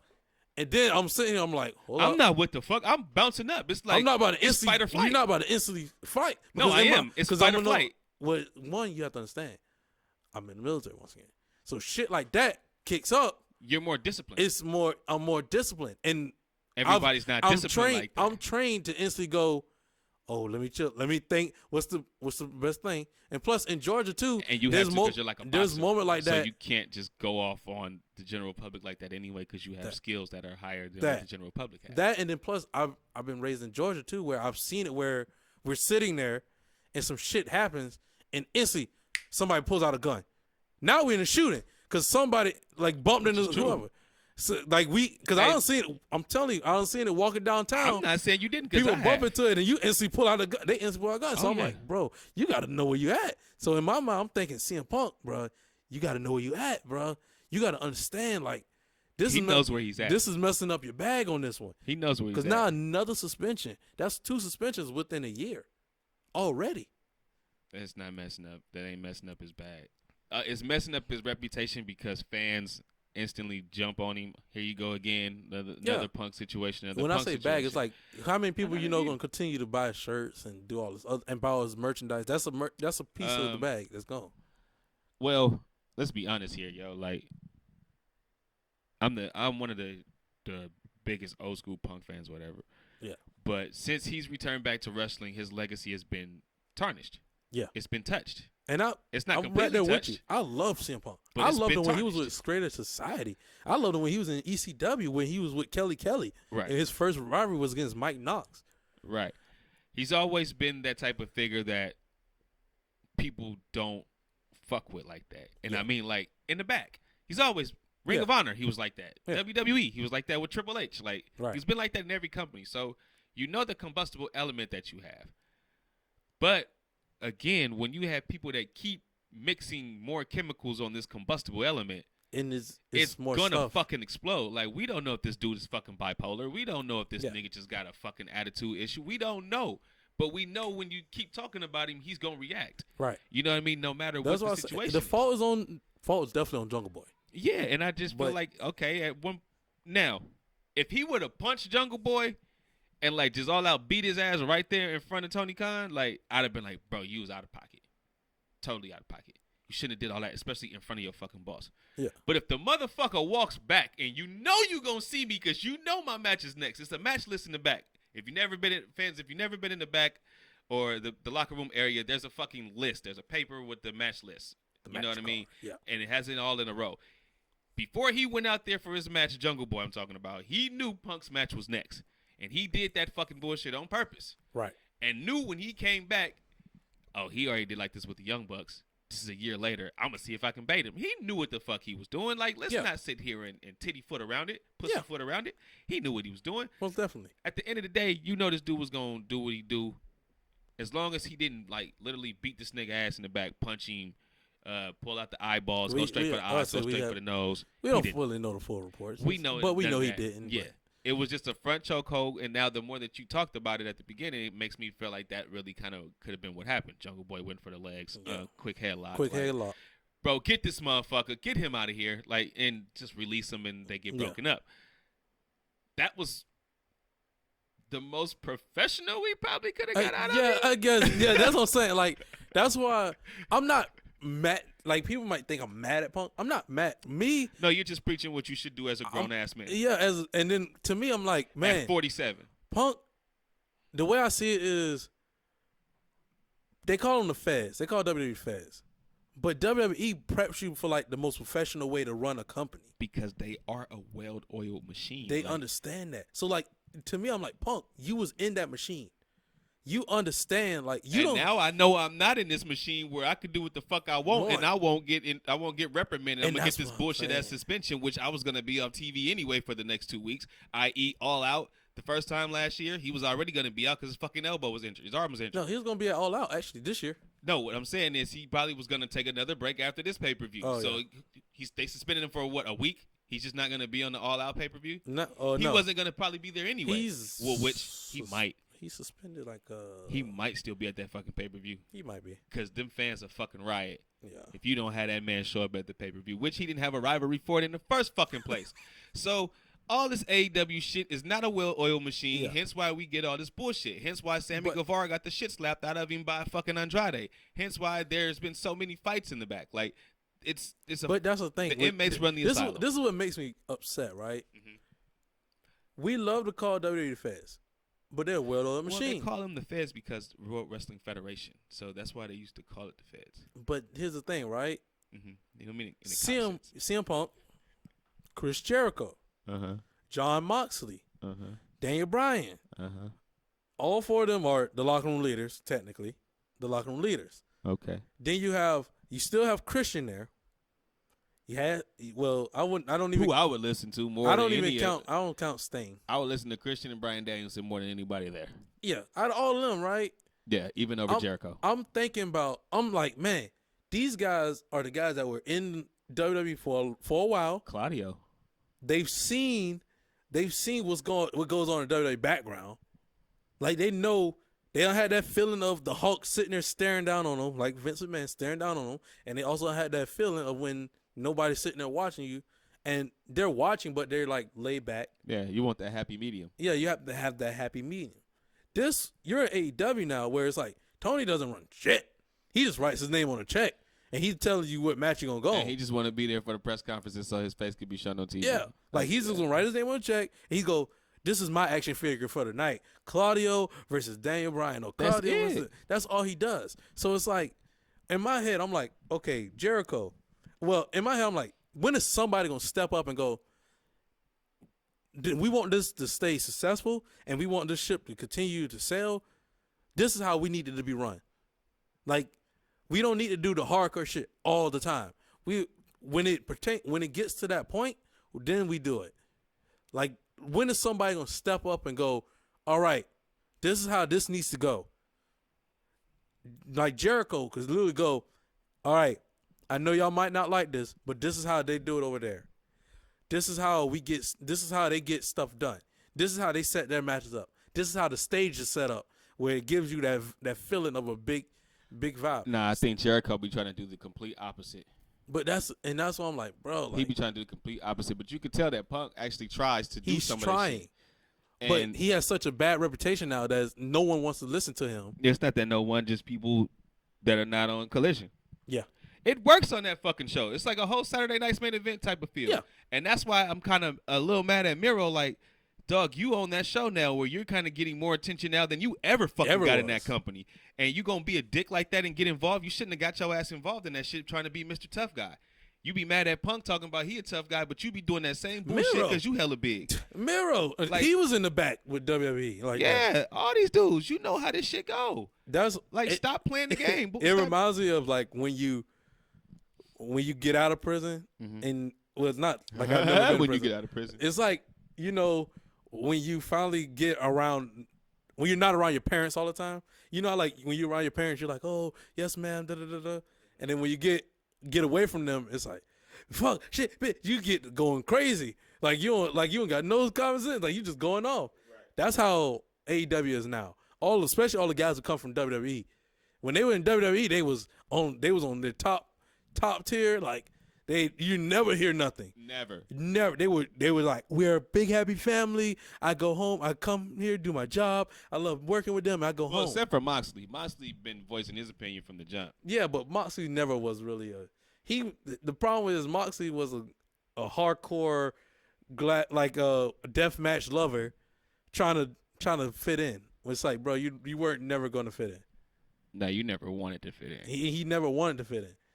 Like, instantly, I think his first gimmick when he got there was like this crazy guy with the green hair. It's like, but he was doing that on the Independents. Yeah, and see how quick that shit changed, ain't it? He was doing that shit when I was trying to get in the game. He was doing that shit, and I was like, God damn, who's this dude with the green fucking hair? When he got the WWE, that shit changed. It should have, and it wasn't gonna work. It should have. Fuck that. It should have changed. What worked was Dean Ambrose, a part of the Shield. That's what worked. And it worked. That's what fucking worked. And once he left the Shield, it was over. Yeah, it wasn't the same. This dude in jeans every day. Yeah. Like, the jeans thing was killing me. But the same thing with Roman, though. He kept wearing them fucking Shield pants. Yeah. So. But it's like, you gotta understand, man, that is sooner or later somebody's gonna have to step up and go, yo, we ain't gonna sell for long if this shit gonna keep happening. Right. Oh, here's another fight. Batista and Booker T. You know what I mean? Yeah. Somebody just challenged Booker T to a fight. I don't even fucking remember who it was. And Booker T was like, I'm with it. I ain't gonna just do it. Just well, Booker T went in jail. So why y'all fucking with Booker T? Fuck, who was that? Why do you fuck with people who went to jail? Ryback. It was Ryback. Come on, man. That was idiot. Fucking Ryback. You think? And Booker T was like, hey, I ain't afraid of no fight. I might be in my 50s, but if I see you, it's on. I was like, Booker shit, Book went to jail, and he from Texas. Oh, he ain't fucking with. Nobody should fuck with Booker T. See, I believe old Book, but old Book now I be like, you're a grandpappy damn near. Blood. Sit down. He an OG off the block. He's like that OG you see walking on the with the pistol still on. Yeah. he sits at the park and watch the basketball games. He ain't about to hoop. He just want to watch the games because he love the game. He ain't about to hoop. Nah, I know the OGs that hoop with you, dog. Yeah, he'll hoop with you when you start talking shit to him. He ain't come there to actually hoop. What young blood? He ain't come there to actually hoop. But you keep going, man, you don't know nothing. You don't know. Oh, all right. And he get up like slow. he crawl up out the seat. But he hit every fucking jumper. And he start hitting every jumper. Like this old ass motherfucker. Look how that is. That's how you do it. That's how you do it. And he start talking shit. I totally get it though. Like yeah, completely. Like just the professionalism. That's why I said at first when we first was discussing it, even off air, I was like, just the professionalism. Punk got to learn how to maintain that. Even when these little fuckers keep trying to poke at you. Because I've been at jobs before where motherfuckers poke at me all the time. And I've had times where I flipped, and I had times where I didn't. Yeah. But when I didn't flip, I felt like the biggest fucking pussy in the world. Because I was like, fuck, he going to keep doing this shit because I didn't stop it the first fucking time. And they usually do. They usually keep doing the same shit until you stop it. Yeah. You have to stop it as a man. And I'm not saying that you got to put your hands on them physically. Yeah. But sometimes you got to talk to him and stop it. Like, he didn't have to beat Jungle Boy or touch Jungle Boy because you already know you can whoop his ass. Yeah. That's not a Jungle Boy that's my what I'm size. saying. 135 pounds, like, dog. Like, verbally, you can put somebody in their place. Yeah. Verbally. And verbally, to me. A certain look will put a motherfucker in their place. To me, it's like, yo, that is like the least of the, like. A threat. Of a threat where it's like, hey, motherfucker, I'm telling you now, stop that shit. Boom. That could have been it. Right. And you don't get suspended for that. Nah. Because usually if the manager or whoever the owner is, Tony Khan, if he hears that, he's like, okay. He's trying. He told him, and that makes him more aware. So next time if it do this happen, situation has escalated to a point where it's like, yo, if anything does happen, the warning was already given. Right. Like I done been there was a de-escalation at some point. At the first point. I was at a job like that. Motherfucker kept fucking with me, and I was like, hey, chill the fuck out. Like I put you in your place I wouldn't say it most times. I'm a chill dude.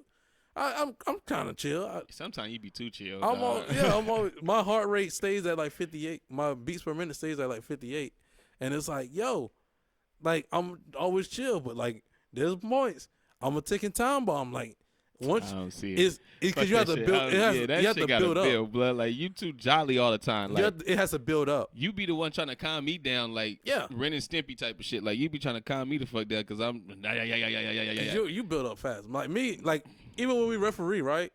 If there's a team there majority of the whole entire day, and there's a fan that talks, like I'm telling y'all, I do not hear people. I can mute my ears and like not hear people. And I think like if I'm sitting there and all of a sudden like one comment was sneak through, and I'm like, what the fuck? Who said that? Okay, whatever. He said one comment sneaks through. And then all of a sudden I constantly hear that same voice, and after a while I'm like, all right, bro. Okay.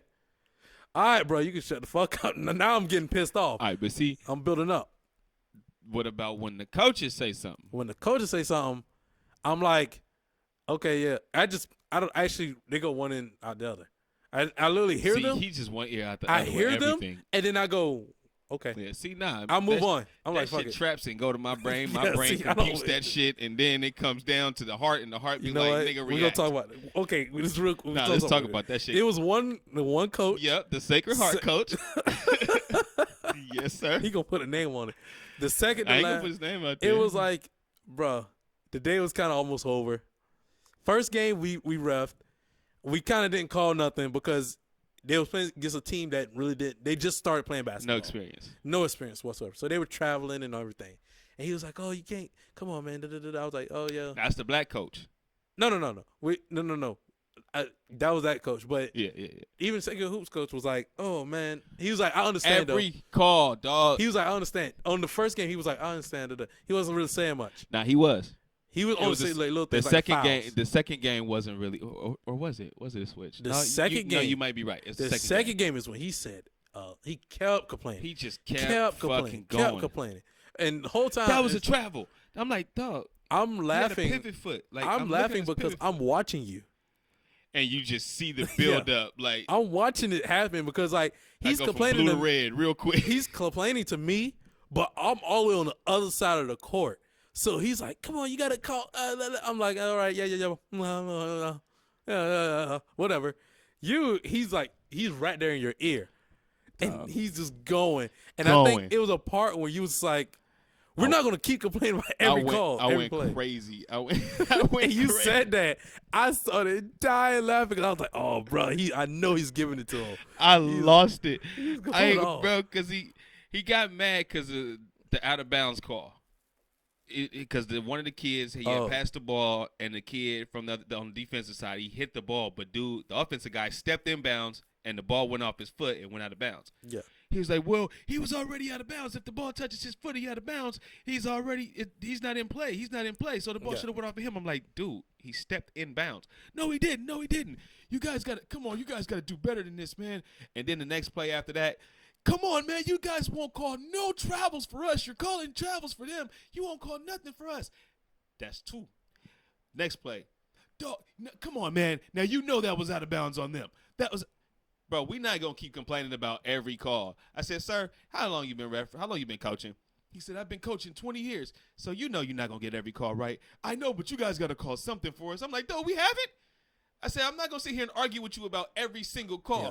I'm not trying to argue with you. I said, dude, you've argued literally every time I ran the half court. But it makes you laugh, though, because every time. When the out of bounds. You're going to pat me on the ass. That's what kind of pissed me off. The out of bounds thing, right? Pat me on the ass. I don't. There's moments that happen where I'm nowhere near what happened. Like, I'm not gonna. If you see something when I call something, you can. I'm always gonna tell you, hey, bro, just call it out because this was your best week. Sometimes I'll be on some bullshit because sometimes I truly don't be paying attention, and I'm like, oh shit, I don't remember. Fuck it. And then the crowd be like, wah! I'm like, fuck them. Fuck these kids. Man, dog. But majority of the time, if I'm on, I'm on. I usually have some good calls where it's like, hey, bro, he was actually out. Like, he hit it and then he hit it again. Like, it was like close. And I got glasses. Like, I could see. I see like clear. I'm like, oh, yeah. He was out on him. And I'm good on it. He be trying to be like Dick Bavetta and like Monty McCutcheon, like all the NBA refs. He be trying to be like lead ref and they come over and correct my call. I be like, just let it go. No, because now the fans gonna look at me like, how you gonna let him change the call? Like, now, dog, how you gonna tell me I'm the lead ref and then be like, why you acting like the lead ref? How you gonna tell me that? Not every game. Not every game, but when I'm on the paper, I'm number one ref though. But when I'm number one ref on the paper, it makes me lead ref. But I don't like stepping over your calls anyway because sometimes I'm like, I don't know what the fuck happened. And that's how it should. And that's how it was when the out of bounds. He was like, he was out of bounds. That's what I say. You did good this week. And I was telling him, I was like, bro, I wasn't even here. I don't even know what you're talking about. I'm trying to give this kid the ball, the inbound, and he's trying to tell me about what the play happened. I'm like, bro, that was 3 or 4 plays ago. I literally have short-term memory when it comes to basketball. I've always had no choice because the fucking game keeps going. Like even when I did play basketball, I had short-term memory. I always you're supposed to. Like I instantly forget about what happened on the last play. You're supposed to. And that, if anything, only thing I take from it is the defensive sets. I'd be like, okay, we might need to change that on defense. Okay, we might need to change that. Okay, we could. Oh, he likes to cheat on this play. Okay, I'm taking away little things like that. But I'm not like, oh, we turned the ball over. Come on, bro, you gotta understand not to turn the ball. I done moved on. So like for the refereeing. Right. He still talking about this fucking play, and I'm like, dude, I done moved on, and I wasn't even nowhere near this fucking call. No, that was on him. Like, if it was a fucked up call, you fucked up the call. Cool, but I don't know. You're on the fucking baseline, and I'm literally standing next to both of them, and he's standing on the left of me. I'm like, bro, I don't. What the fuck what are we arguing here, where sir? Am I going to call that? And then I think the ball went out of bounds. Kid hits the ball. And then the other kid right behind him touched the ball. Mm-hmm. And I called it out on the kid that touched it last. Come on, bro. No, ain't no way. This was another game. Ain't no way. Same coach? No. Different coach. Okay. It's no way. Your kid literally hit the ball after he already hit it. He was there. I'm watching. I have this. This ain't even 3D. This is 4D. It's 4K. 4K. HD. I'm watching this right here in my face. His hand, he's the only, this little Mexican kid hit the ball. Black kid hits the ball right after him. Clearly somebody complexion is darker than the other one, and the darker complexion having to touch the ball last. And the way, I go too off the trajectory of the ball. Like how the ball goes. If the ball went because his fingers tipped it and the ball went that way, then it's off him. You know what I mean? And vice versa. But it just be crazy, dog, how Yeah. these coaches be. But I know we didn't. We always veer off. We veered the fuck off. always So veer let off. me bring us back here. So Second match of the night. yeah, we didn't talk about the brawl out part. So we're going to go into the second match of the night, which is the Bullet Club Gold with Juice Robinson and Jay White teaming up with Konosuke Takeshita. I love me some Juice. Some Juice Robinson. Yeah, right. Pause. Thank you for that. With Don Callis, Austin Gunn, and Colton Gunn against the Golden Elite, Kenny Omega, Kota Ibushi, Hangman Adam Page. This match, normal. It was nothing really spectacular to me. I knew Takeshita was gonna get take the fall. I knew he was gonna win because I was like, that's I gonna was set saying up better. I said he should get the fall. I was like, They're this trying to sets build up the match for All Out because they ain't got shit planned for All Out. Right. That's all I kept saying. I was like, they ain't got shit planned for All Out. They got not a goddamn thing. And I was like, well, there it is. But there's two things that I got out of the show that kind of sets up All Out for me. Was Takeshita versus Kenny Omega, and I'm not gonna guarantee it, but it's gonna be a possibility that Adam Cole and MJF defends the Ring of Honor tag team titles against the Kingdom. Who's the Kingdom? I want to say Matt Taven and Michael Bennett. Oh, okay. Well, I'm not mad at that. I'm not mad at it. I'm just saying that's what I kind of like. I was like, okay, Ring of Honor with MJF. this is the only reason he's not going. Be fucking for real. What? Those titles is for decoration. He ain't going on no Ring of Honor show. No, I'm just saying with 3 Ring of Honor guys, 3 old Ring of Honor guys with MJF, like I'm with that match. Yeah. Like, but with this match, I think the one thing that kind of like, I'm not gonna say impressed me, but it kind of shocked me that they was able to, at the beginning of the match, really have a real 6-man. Yeah. Like there was 2 guys in there wrestling with the other 4 guys on the apron, and it went for a while like that until it actually kind of got out of hand, which I was. Like, okay, this is not like a usual. They did it. They actually used the traditional rules. They actually used traditional rules, which is why I kind of was into it. And I was like, okay, I'm fucking with this. But I like Juice Robinson and Jay White. I'm starting to like. I almost called him take a shit. Takeshita, I'm starting to like him. Like, big Japanese guy. He got the look of a fucking major heel. I think he could be something important later on. But I like the match. I'm not gonna sit here and shit on it. Kota Ibushi keeps fucking up. Oh, you talking about when he slipped on the apron? Yeah, but he caught it though. He slipped on the second rope, but bounced off the last rope on the bottom, and I was like, oh, he still hit it, but I'm like, he ain't got it like he used to. Kota Ibushi is rusty. He hasn't wrestled in literally, I want to say a while. He just got back. Look like it. He just got back to wrestling. His body looks like it. I'm not. Yeah, I'm not the one to body shame, but he used to be in like peak performance. Where it's like, man, ripped to shreds. And when he slap you, you'd be like, oh, that look like that hurt. Like the palm strikes. Like what that man like my man Booker T says, no bread, no water, just meat. That's literally that's what Kota Ibushi used to look like. Just shredded. Literally. And now he's just like, I'm like, oh. It's Kota. It's like the aura of Kota Ibushi is there, but it's a shell of himself. Absolutely. And I'm like, man, hell yeah. I want it to be the Kota Ibushi where I'm like, this is the dude. This is the guy. This is the golden star where I'm like, oh my God, this is the dude. But it's like, man, there's moments where I'm like he's just a star. Not like he used to be. He's not like he used to be. So it's like, I'm in my head, I'm like, he's gonna get back to that level. But for him to be placed. He looked way better than what he did in Blood and Guts. Oh, fuck yeah. In Blood and Guts, he looked flabby. And he looked not in shape. He was like botching everything. At least in this one, he looked like he was on point. Yeah. It wasn't. At least. Except for a couple times. A couple times he botched. But I was like, all right, I could deal with it. But anyway, Takeshita ended up getting the pinfall on Kenny Omega, which will give Bullet Club Gold and Takeshita the win over the Golden Elite. Next match was the match that I ordered the pay-per-view for, of course, which is the AEW Tag Team title match. FTR against the Young Bucks. And I'll say it. Let's give the Young Bucks their props. They did what a lot of us did not think that they would do, especially in London, and they took the fall. You thought that. No. You look around, dog. I didn't say it. Between well, me no, and you didn't. No, hell no, you between didn't. me and you, I was like, FTR gonna keep the title. FTR, and I said I want FTR to win, but I just felt like the Bucks was No. gonna do it. But let's give all of the Golden Elite props. They all took L's in London. Yeah, I was surprised at that. I was Very surprised. That's actually what I was surprised. I was like, oh, they all lost. I was like, okay. They all lost, but this one. Go ahead. I have some. This not a hot take, but Go ahead. it was a good match. Correct. Good match. But to me, anytime FTR and the Young Bucks together, something ain't right. Something ain't right, and it seems like they're not the best together. It's just not. Young Bucks have a better match against people with their style, like the Lucha Brothers. Yeah. They have a way better match with the Lucha Brothers. Yeah, they have better lucha style. The FTR Bullet Club match was way better than the Young Bucks and FTR. Because you got to understand the styles. It's lucha versus like American pro wrestling, like catch can wrestlers against like high flyers. Yeah, is what you got. It's kind of a clash in styles. And to me, it's like personalities. They're great tag teams. Don't get me wrong, but it's like.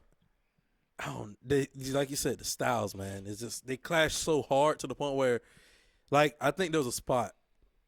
I think it's called the Glory and Doom, whatever. I might be wrong. It's the Power and Glory spot. Yeah, when they do the suplex and then the jump off the top, but it was two of them. They did it when they did the move, and then they both jumped. I think they both jumped off and they had the knee up. Right. That kind of pissed me off. I'm not gonna lie to you. I thought it was a good spot. I don't know. To me. I think it might have been the camera setup. Because it came from like a corner angle. The camera diagonal. I guess to me, the camera had it where it's like you could see Dax literally getting up there at the same time as Nick Jackson. Like, because it would have been cool if I only saw Nick getting up there and all of a sudden Dax does it and it happens, right? To me, that would have been cooler. Because I'm like, oh, okay, cool. That's what's happening. Like it's easier. I don't know. It's just I guess like you. I like to mention it all the time. Like my eyes have been trained that way to catch angles of stuff like that where it's like, oh, they're both like. AEW has this way of having the camera set up for you to see the spot coming before the spot even comes. Yeah. Like you see, and you kind of question it. Like, okay, this looks like it's staged. Yeah, I get what you mean. I seen it coming too, and that's why I was like, I like the spot. But when you watch Young Bucks matches, you have to take yourself out of you. Suspend your belief. You gotta really suspend your belief. Like, and that's what I did during this match because I knew the spots that were coming. I knew the Nick Jackson springboard facebuster turned into the moonsault on the outside was coming. You know which ones are coming. That's what I started calling that, the Nick mix. Yeah, you just want to know when they're coming. Yeah. Like, it doesn't make sense when you do them, and it's just this match. I was like, this ain't like it was against Jay White and Juice Robinson. This ain't like the Briscoes match. I guess like because I watch it with people who don't watch wrestling, so it's like I have to understand like if I actually watch the pay-per-view with you, I would probably be like, oh, here this comes. Oh yeah, I saw that one coming. You think it might be not fun or like it'd be fun, but we both be calling out stuff that way beforehand. I seen that too, blood. Or we both be watching like, oh, here come Moxie by the blade, like little stuff like we be calling out nonstop. Like when I'm watching it with my girl or my bros, like I'm not saying anything. I'm just watching. Just watching it. I'm just like in my head. I'm saying all the comments. I'm like, here this come. Nah, so it'd probably be better if you are watching it with somebody that watches on a regular basis. Because you get to say shit and not feel like you're talking to yourself if you say it out loud. No, that's different for me. I love talking to myself more than anything. See, I do too. So I hate my wife. I hate having a conversation with like my brother or like whoever. People that don't know. That don't know because then I have to kind of explain. The whole time. Either I have to explain what's going on or I'm like, not like fake the excitement, but like... All right, real quick. What some O's? So I think my brother was watching SmackDown. He hasn't watched SmackDown. I was telling this on Saturday, but he watched SmackDown, the Bray Wyatt tribute show, and I think Io Sky. It was Io Sky and Zelina Vega, and there was a part. I think somebody hits a Meteora, and my brother goes, "Oh, But Zelina Vega hit the Meteor on Io Sky. Yeah, and he's like, oh, and he even popped for like the cold red when she hit it on Io Sky. I was like, wow, she actually hit it kind of perfect. Like, and she does hit it perfect. She hit that motherfucker which perfect. I'm like, oh snap! But like he doesn't watch much, and I'm sitting there like, she's about to lose anyway, no matter what. Who cares? Like it's Zelina Vega. It's Zelina Vega. Who cares? She's gonna lose. But he's popping, and I'm like, oh snap! I'm like, so you faking the bullshit, faking the funk. Yeah, I'm faking the funk because I'm like, he's enjoying it, and I don't want to ruin the fun for him because he's enjoying it. So I'm not about to just like, oh okay, she's about to lose, so who cares? So like I go along with it. I'm like, oh yeah, oh my god, which to me I'm like, I feel like it makes the show actually enjoyable. Because I'm like, you know what? Because after a while I actually fall for it. I'm like, oh, now I'm watching it again like a kid. I'm like, oh, I'm popping every time when something happens. And I'm like, oh, you know what? It reminds me of like watching like a kid. So like when I watch FTR and Young Bucks, I'm trying to get away from that disbelief. Like I'm trying to get to that part where I'm watching like a kid again. But it's my eyes, it's like one half of my brain is like trying to watch it like a kid, and then the other half is like, why is the camera right there? I can literally see you climbing up on a rope right now. Why are you doing this? Uh-oh, Nick hit the kick. He hit a super kick. Somebody's outside. Time for the Nick mix. Here we go. Like, here it comes. It's set up. So, like, I'm just preparing myself. Like, now I'm trying to watch it, though. I'm like, oh, my God, that's a cool move. But I'm like, it's the Bucks. They do the same moves every time. It's crazy, too, because I'm the opposite. Nick Jackson doesn't bother me as much as Matt Jackson. Like, Matt Jackson bothers I ain't got me. nothing against Nick. I actually like Nick more than I like Matt. Yeah, I like Nick more than but I like I just Matt. know that moveset. I know that sequence is coming. Which I don't mind. I just hate when they do their sequences that don't make sense where they're placed at.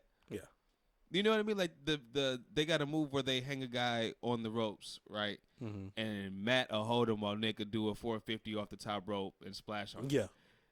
They put that shit in the most stupidest places sometimes. They do it at the beginning of the match. They will literally do it around the beginning of the match. Yeah. Off the first hot tag. Why are we doing this now? Like I liked how they started off. FTR had them start off in a regular tag team match. So I was like, yes. Get these fuckers to wrestle a real traditional tag match and then let it break down at like the 10-minute mark. Yeah. You know, kind of like how we did with the Bullet Club Gold matches. Yeah. You know what I mean? Back and forth. Nope. We went 7 minutes in, maybe 5, and shit broke down, and it was all 4 guys the whole rest of the way for the rest of the 21 minutes of the match. And I'm like, okay, all right, so that's suspend another thing that pisses me off. The length of the matches. No. What? Why do we have referees in these matches? What's the purpose of the referee in these matches? No reason, because the just to be another fucking guy out there. First of all, the fucking streamers. So when the streamers came down, the referee trying to disguise and pull the streamers out with the back of his arms like this and try to hide it. I'm like, that's why you shouldn't fucking have the streamers come down in the ring like that. But whatever. Then we get they did get stuck on one of them. Yeah, he got stuck on the ropes. Yeah. So then after that, like, there was the portion, I think, when they first all went outside. The referee is staring at them. Staring at them. It took him literally like 5 minutes, and then he was like, what? 2. Yeah. I said, bro, when did you say 1? I'm watching you stare at them. 100% pisses me off. Dog, it just buries the referee. Stuff like that just be like, oh, my God. Why? What is the purpose of you being there? Why? Young Bucks matches. It don't happen in regular FTR matches. Why? Like, to me, in my head, the one thing I truly loved about AEW was a House of Black when they was Trill Champion, and they had the House of Black rules. Because they was like, this is how all our matches are going to go. And you get a check. Okay, you get one free rule. You make whatever rule you want. I was okay with that. Because in my head, I'm like, they understand we're going to go outside, we're going to fight. This is just going to be a fight to the death, really. This is how this trio match is going to go. We're not going to sit in the ring and go one-on-one and whatever. We're going to beat, like the House of Black. This isn't a wrestling match. This is a fight. If you want these trio titles, you're going to have to fight us and beat us in a fight. That's why I'm like, okay, I can respect that. I'm okay with that. But if we're going to go, this is a tag team title match, don't sit here and give me this, 1. 5 minutes later. 2. What the fuck is this? Why even count? Or they stop. They pretend to stop and then be like, 1 again. You be like, blood, why are you And then, what are we doing? Or you get the one where they run outside and they run out the ring and they like to sit there and get close and be like, let's get them back in the ring. And be there the whole time they fighting outside the ring. And I'm like, bro, get your ass back inside the ring and count start their counting. ass. If it's a double count out, it's a fucking double count out. Just see what the fuck it is. I want to say like 4 of these matches on this card could have been straight double count out. And I was like, you know what? I'm okay with it. Since y'all want to be outside so damn much, double count out. Fuck, what was the finish? They end up, I think Nick springboard, and they hit him with a shatter machine. But before that, I think Nick and Matt was going for a shatter machine of their own. Yeah, and he pushes them out the way. Actually, yeah. It was like a whole sequence. I thought it was a fucking great sequence. And I knew I should have wrote it down, but I thought I remember it. Yeah, something like that. Anyway, FTR ends up hitting the shatter machine on Nick Jackson, getting the 1, 2, 3, retaining the AEW tag team there was a spot titles. I did like. Huh? Dax had Matt. He had Matt and the sharpshooter, and Dax had Nick outside. No, Cash had Nick on the apron with a sharpshooter. He almost fell. And I was like, he recovered it, but it was a cool spot because in my head I was like, man, you got the brothers just sitting there watching his own brother about to tap out. And I was like, I would have been like, yo, if he would have tapped out in that moment, I would have actually probably popped and jumped up and like, yo, they actually tapped out to the sharpshooter? Hell no. Like, you know they wasn't because of the match story. They wasn't gonna tap out to the sharpshooter because of the match story. Yeah. And the match story was something that we talked about last week on the show. Brett guys versus Owen guys. Yeah. I mean versus Owen guys versus Shawn guys. And I noticed that at the very beginning when Matt Jackson did the little Bret Hart thing. Yeah, he did. He kept doing that. Yeah. And I was like, okay, so we already know where this is headed. So they already claim to be Brett guys, and since they're the super kick guys, they're Shawn guys. That's where my brain instantly went. Yeah. So I was like, okay. Then we got the double sharpshooter spot. I'm like, okay, we got hella multiple double super kicks. Okay. The fucking commentators are now putting the super kick over super tough. Yeah. Okay, this is Brett versus Shawn, just in a tag team form in a different generation. Okay. They're not tapping out to these fucking sharpshooters right now. In my head, I was like, man, that would have been so cool. But I knew they weren't. I knew it was going to end up with a shatter machine. And I knew it was going to be, to me, I thought it was going to be like some point where like they accidentally super kick each other or some shit like that. Or one person gets taken out and then they end up just boom, shatter machine. Which they end up doing. So, they did. Yeah. But great match, though. Great match. It was one spot that I was like, damn, I fucking loved it. I can't remember it now. That's why you take notes. Damn it. So unprofessional. It was in my head as you was talking, and I was just being patient. Like, I'm going to let him get done, and I'll bring it up. And now I totally forgot. So, yeah, fuck it. We'll just move on. Again, give props to the Young Bucks, man. Because, I didn't think they were going to lose that match at all. I thought they were absolutely going to walk out with those tag belts just because of the significance of the show.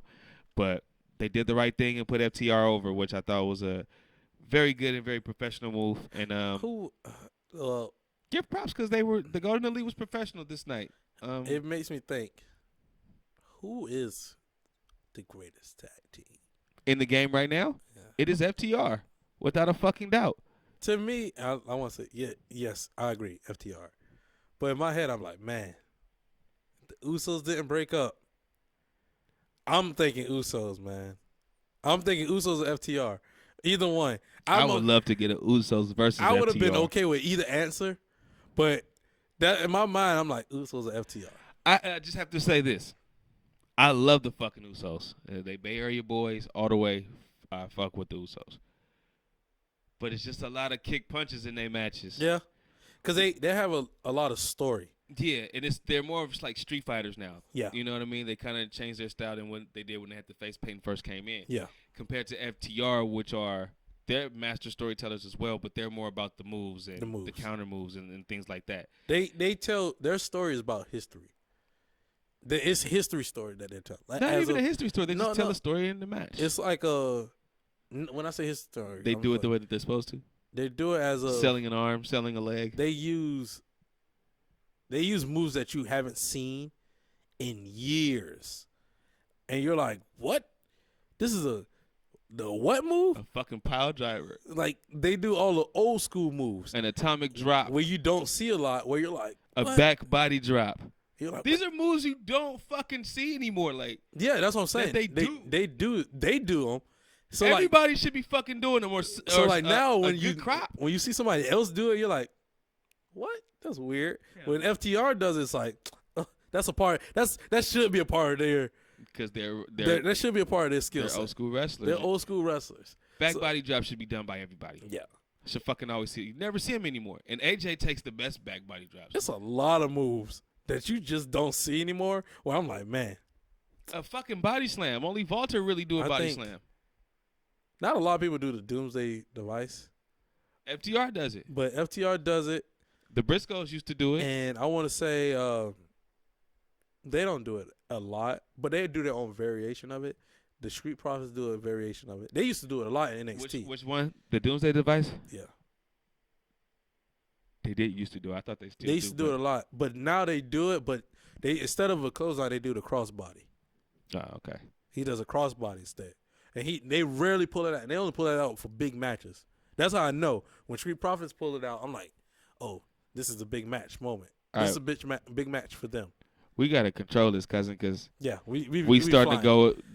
Our review of the matches are as long as the matches. Let's go. Let's go.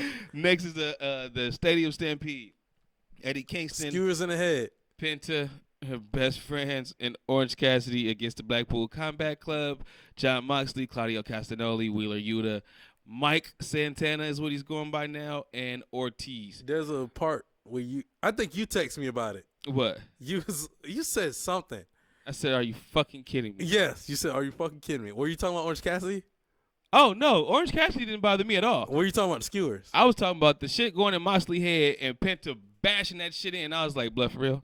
Only Moxley. To me, that was a real like, tribute to Terry Funk. That was a real tribute. To me, I thought you was talking about Orange Cassidy when he did the kicks. And then I instantly, this is what made me laugh. Didn't bother me at all. This is what made me laugh because you sit there and it was when he did the kicks, and I was like, that's when it popped up. That's when I was like, I'm gonna go to the text message. I gotta go to the text message to get exactly what I said. Cause Moxley did some gangster shit. So like it was like right after the kick, because something happened right before where I was like, you know what, this ain't even bothering me. And then Moxley kind of clotheslined the shit out of him or did something right after he did the little soft kicks. I was like, all right, well, I'm all right with that. He stabbed him in the head with a fork. There you go. Stabbed him That's in the head what with a I fork. said. You was like, what the hell? You was like, what the fuck? And I was like, he gets stabbed because he wants to be a dumbass. That's exactly what I said. Oh, I thought you were talking about Moxley when you sent that. Because no. I was talking about Moxley and I was talking about things. I was talking about Orange Cassidy with the kicks because literally after the kicks, he gets stabbed in the head with a fork. And I was like, good. That's what he gets for being a dumbass. That's what he gets for being a dumbass. Why would you want to do those soft-ass kicks in this moment? In this match. And then in my head, I was like, I sound just like him. But then after that, it felt like a switch was turned on for Cassidy, which I liked. There was a part. What you mean? It turned off or turned on? Turned on. Like he got serious. It wasn't no more that fun shit. Like he was about whipping ass then. Like he had his moments. Like he was getting. I felt like he was more about surviving, which yeah. I didn't. It didn't. Like I said, it didn't bother me. Orange he was getting his ass beat. But then I think the part when he get out around the end of the match, when he breaks the glass, and he puts a duct tape around and saying he puts his hand in the glass. Put a Superman punch. And I was like, oh shit. To me, I was like, I don't remember exactly off the top. I don't know if you've ever seen that before, but in my head, I was like, man, I've never remember seeing something like that. And I was like, man, all right. He's trying to survive, like you said, and he's got serious. Because in my head, I'm like, he hit Claudio with a Superman punch like twice or three times, whatever. And I was like, and he was probably like, man, that ain't enough. Guess what? Got to take it to the scream now. Break the glass, boom. Like that, I was like, okay. That match had a lot of botches. And a lot of them was from Santana. That ladder spot. And they went back up. Yeah. But you know, it's something that made me appreciate that crowd though. Because they didn't trip. It made me appreciate that crowd because if they would did that in America, you would have got the you fucked up. You fucked like yes, we get it. They didn't acknowledge it. They was like, oh, all they did was oh, and then they got back up there and then they did the spot. I'm glad that you said no. They did not. If you pay attention to what the fuck happened, that was supposed to be a Canadian destroyer, and Santana said, "Nah, fuck that. I'm going down this way." Yeah. It was absolutely supposed to be a Canadian destroyer because Penta overflipped. Yeah. And Santana was like, "Hell nah, blood. I'm not hitting no backflip. I don't think I could do it. The ladder broke." So he just went and took a flat back, and it ended up being like a power bar, sit down power bar. Yeah. And I busted out laughing because I was like, I did the same thing, Santana. I was been like, nah, my head, fuck you. This ladder just fucking broke. The ladder broke, and then in my head, I'm like, he literally just came off from injury. Period. I'm not risking that. I'm not risking that shit. Like literally, I just got back. I looked at this. That was the best I've ever seen Santana. Ever. I called him what I call him, Santana Uso. Yeah, bro. My man was looking swole. Like Uso. And I was like, yo, I'm not about to risk. I'm not doing nothing crazy for you, just so you could get your little spot. No, I'm good. I'm good, blood. I'm good. So you can get your spot and come back out in red. No, I'm good. Like fuck you. So. I laughed at that. That popped me. And then I noticed something else, too, before we move on with this match. Ortiz looked like he did not want to fucking be there. From the minute they got in the ring. Oh, and Ortiz was like. He was just like, I don't know if he was pissed off about being with Santana again or he just was shit-faced not want to be. I don't know. But when I met him in Vegas, he had the shit-face walking through the goddamn the hallway at the Mandalay. Shit-faced. Like, just, and I don't mean shit-faced like drunk. He just, like, looked like a mean motherfucker. Like, just always frowning and scowling, and he got in the ring. And I'm like, this nigga look like he do not want to fucking be here right now. No, remember, I think I said, I was like, bro, Moxley looks cool as shit. I was like, that whole. I didn't know what that meant. I didn't know if he was being serious. Hey, they came out in the black church coat and all black with the black glasses. With the wild thing. Yeah, and they were coming through the crowd, and I was like, and they had black gloves on and everything. I was like, yo, that's a fire look. Until the music go off. When you said that, I was like, what that got to do with anything? Because when the music go off, I was like, oh, fuck, that's Moxley. In my head, when the music went off, I was like, man, somebody about to bleed. And I know Moxley in 2 minutes. I know it's going to be Moxley. And then the little acupuncture needles and shit, the forks to the head, and I was Kingston, like, all right, Moxley. To me, I felt like that match needed more Eddie Kingston.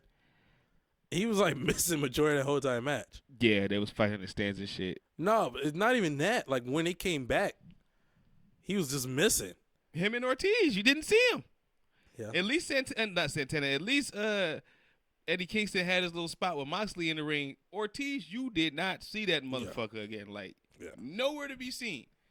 But anyway, last time he was there, it was up top with Sue. The crowd popped big for Sue, and I love that. Right. I was like, yo, what? Why are they going crazy with fucking Sue? I don't know. That part kind of turned me off. I was like, why is the mom here with the van? Because that shit is funny, man. Like, all right. But didn't they win anyway? So Eddie Kingston, Penta, and Best Friends. Yeah, they won. And Orange Cassidy win the match. It's probably going to lead to another match. We're going to probably get Orange Cassidy and Moxley at All Out. And we're probably definitely going to get Claudio versus Eddie Kingston for the Ring of Honor World title. All Out. Fuck it. I'm here. Are we here? Did I write that down as one? No, I did not. I thought I had that as a question. But I was going to say, I think Santana can be a solo. But we can talk about that for another time. I have a question. What? Because we talking about Moxley and Moxley's hair. Jesus. Moxley's hair? No, Moxley's hair. Sorry. What? I thought he said Moxley's hair. No. Because he got that little sharp widow's peak at So, we kind of talked about them earlier. Okay. But my question was, if I literally could get it to just pop up right now. So the question was, which former WWE star has made the biggest impact in AEW? We have A, CM Punk, B, John Moxley, C, Daniel Bryanson, or Bryan Danielson, whatever, and D, Paige, or Saraya. Well, I love how you do. It's a great way to start off for our next match, but it sure as fuck ain't Saraya, number one. Number two, I'll put it right in the middle. As much as I love Bryan Danielson, he's kind of went there and kind of just joined the rest of the troop, so it wouldn't be Bryan Danielson. It'd be between Moxley and Punk. And the reason I say that because Moxley, whether I like him or not, he still has a big ass fucking cult following of AEW fans that fucking love him. Yeah. And they think that, and even you too, I believe, think that he had the best title run in the company. So, as far as being like a stabilizer at one point in time, Moxley. But if we're talking about like pure ratings, I have to go with Punk. And then all the bullshit too that surrounds Punk now with the two years in a row with the situations going in at all ins and all outs. He might have the biggest impact, but the most positive impact will go to Moxley. I was gonna go with Moxley because to me, it's like even when things were rough for AEW, and there's moments AEW has been rough for AEW. Mm-hmm. I feel like Moxley just steered that ship. Like he kept the flag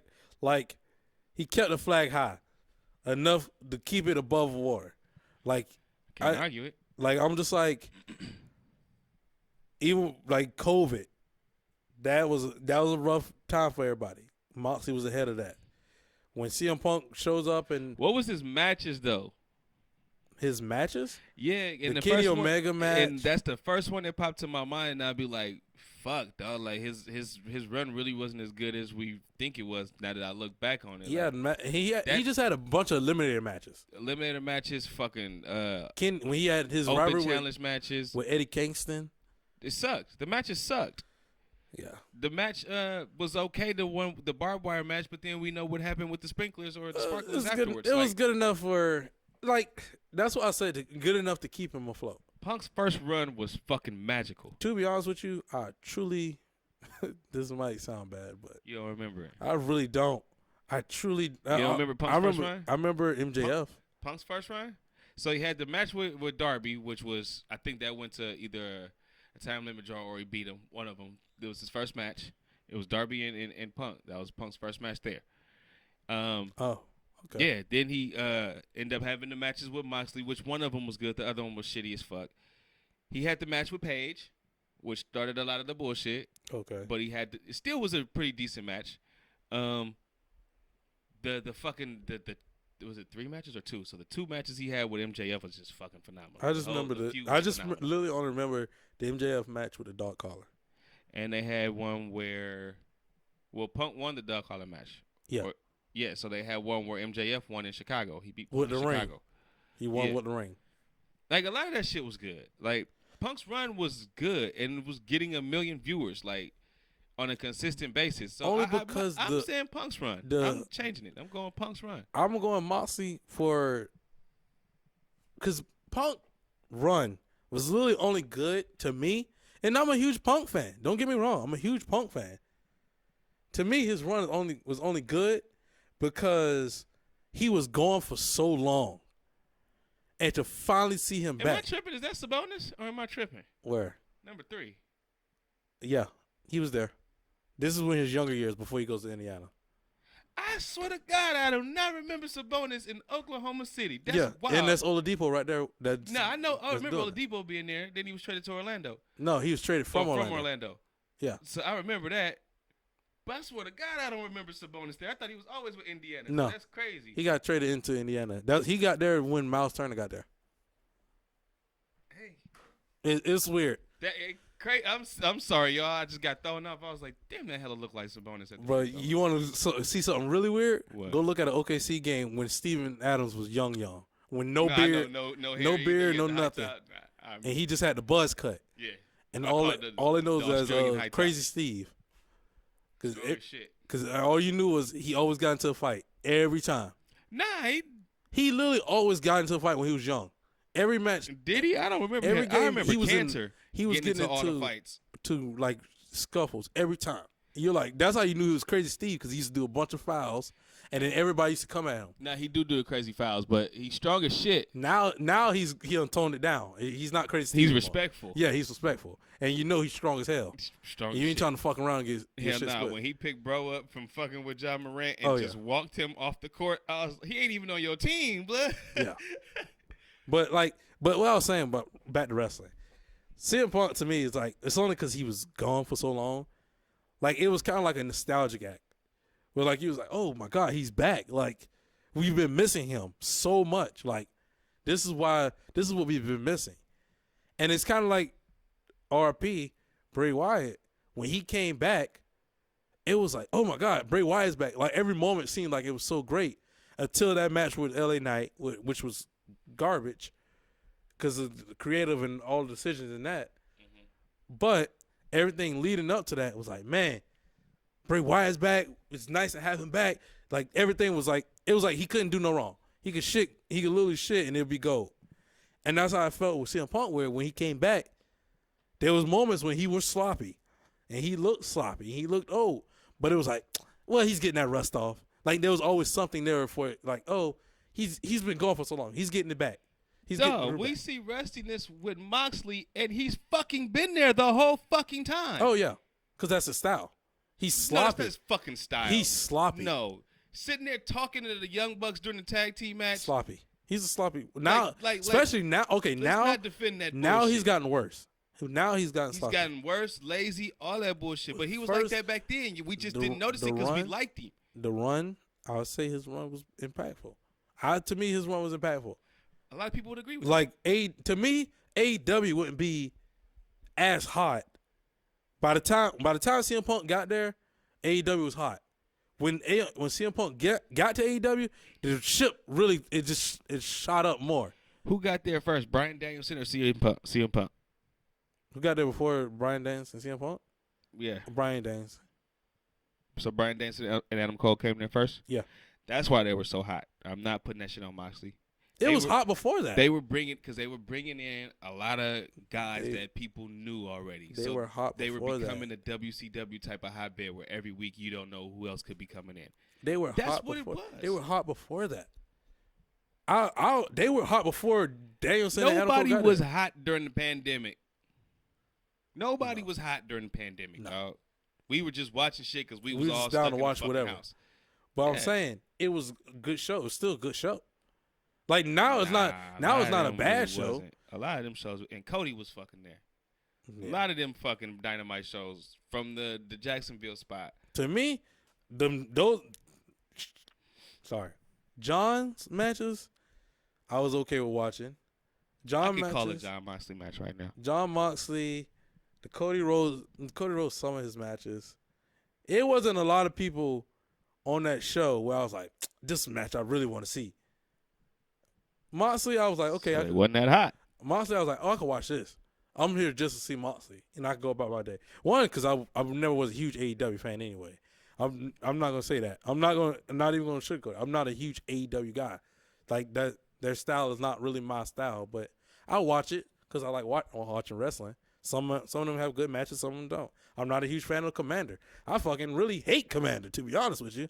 All that flippy luchador shit, especially he does. I was like, is that a show? No, he looks like Kalisto, but he's the height of Mighty Mouse, and he does the same shit. He walks the ropes just like he's literally every luchador that you've seen before, just put in one body. Is he the one that always did a little 450 into a table? No, that's Vikingo. I'm okay with him. I actually like him. Okay. Commander is the one that walks the rope and then bounce and does a fucking spin move. He did it against Chris Jericho. Who's Gravity? Some motherfucker from Ring of Honor. Who got his ass whipped by Samoa Joe. Like, literally. Like, I'm not a huge fan of their style, but John Moxley was the reason why I watched the majority of AEW at that time. And then now, I only watch Punk because I was a huge Punk fan.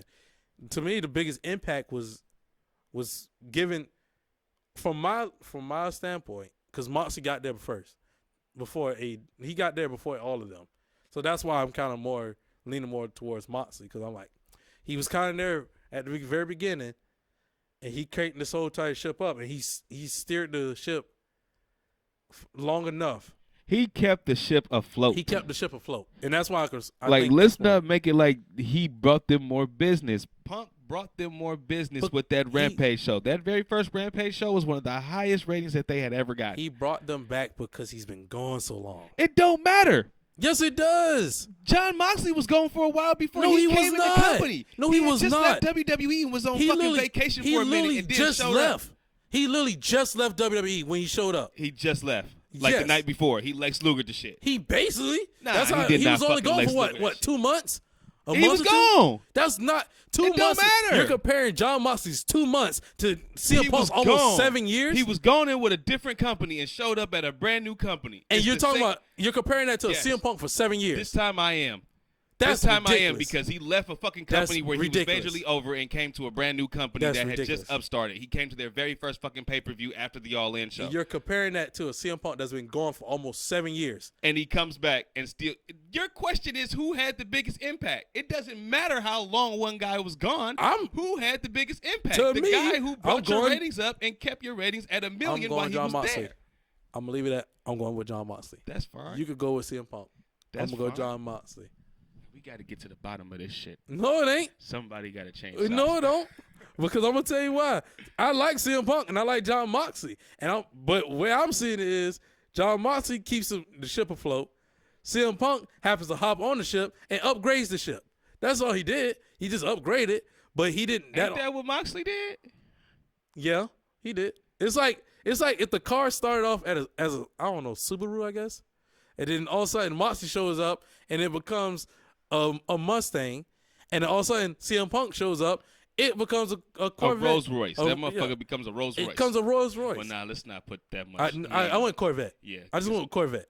Yeah. Like it goes We up can to go a Corvette. Ferrari. Yeah, Ferrari. Like it's like to me, I'm like, okay, that from that Subaru to the Mustang was kind of a big jump.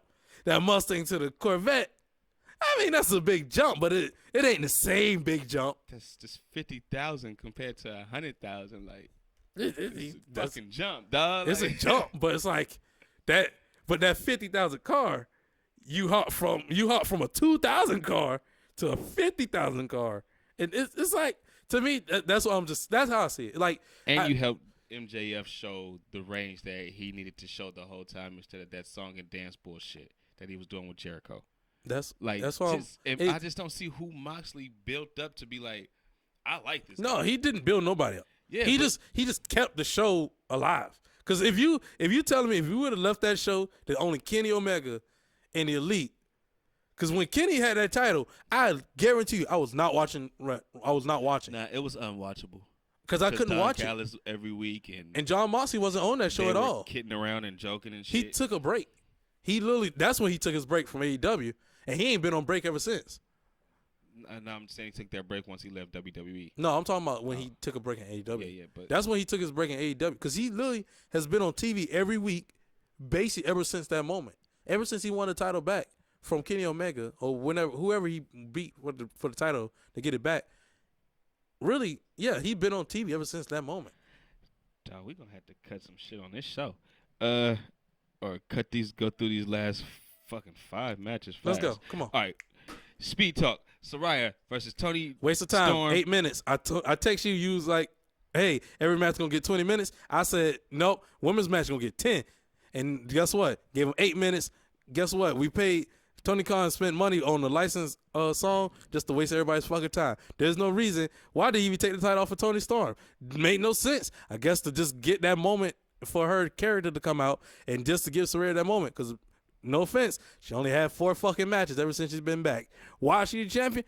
We don't know. How she get a title match? We don't know. Because she beat, what, Sky Blue or some shit? We don't know. Guess what? I'm guaranteeing you, this sets up Saraya versus Mercedes Monee. Because Mercedes is the one who injured Saraya in the first place to force her into retirement. So they're probably going to end up having a match. And we're going to probably get to a point of that match when Mercedes Monee kicks Saraya in the back, just like how she did that injured her. And boom, that moment's going to happen in that match. And that's how that sets up. Well, we did get a debut from Mercedes Monee on the buy-in or the kickoff show, but they kept showing her on TV. They showed her like 3 or 4 times. Yeah, I just wanted to come on main TV, so maybe I might watch Dynamite to see if she shows up. We'll see. She's not showing up because she's in that boot, and they made it clear that they did not want to show that boot. Oh, gotcha. Because they kept the camera literally like chest and up. They didn't show nothing lower. She was in a boot the whole entire time. All right. Well, next match. Coffin match, Darby Allin and Sting. Great match. Best match of the night. Swerve and Christian Cage. And I might have to fucking agree with you. Most entertaining match to me. I was second best to me. I was more intrigued than, like, I love the FTR Young Bucks match, but I was more intrigued in the Coffin match. which is actually kind of crazy. It's not crazy, but I was trying to think. I think Swerve had fucked up maybe once or twice, and I was like, ooh.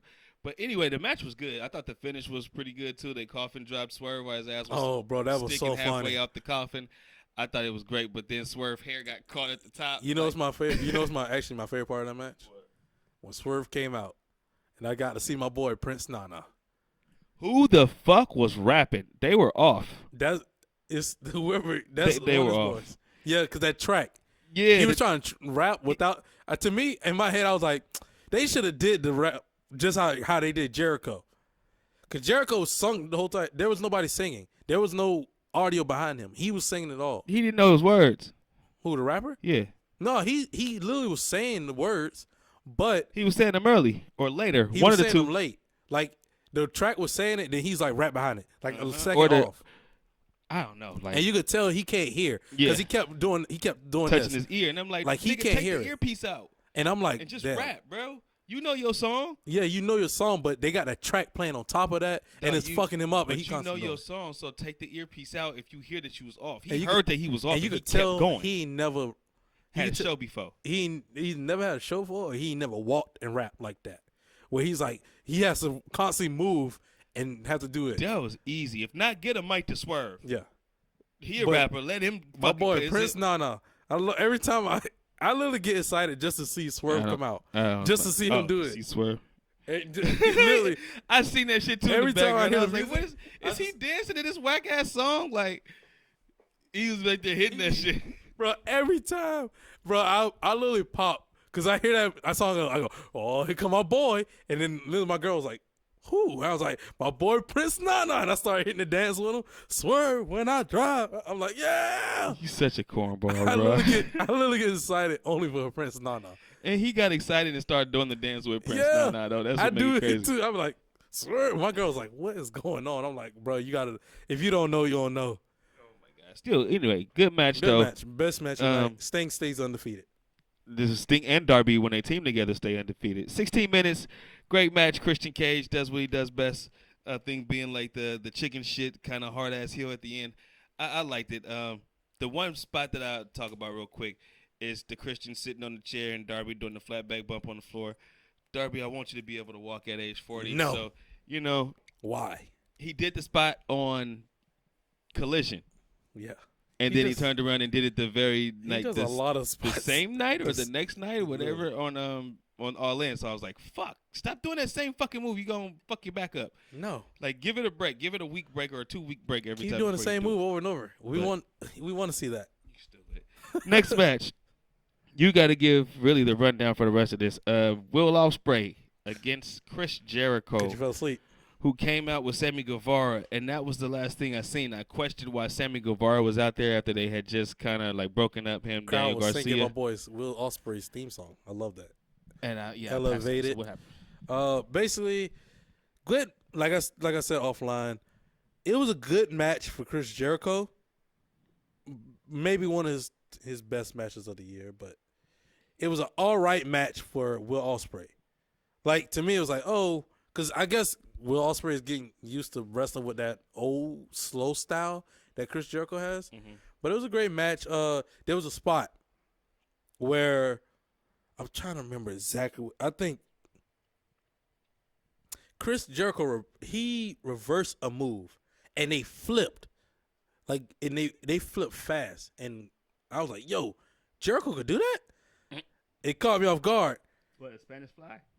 I don't think Spanish fly. I don't know. No. It wasn't Spanish fly. It was like I don't want to say I might get it wrong, but it looked like a cold red that got flipped, and Jericho reversed that into a lion tamer. Oh, okay. And I was like, oh shit, because it happened so fast. I was like, yo, Jericho didn't land on his fucking head. Nope, because Ospreay. Give Ospreay his props. And I was like, yo, that's fucking dope. Like, that move was fire. Like, the way they did it, it happened. If you go look at it, they rotate so fast. You're like, oh, shit. Okay. I did. Like, you're like, oh, damn. How the hell did Jericho end up like this?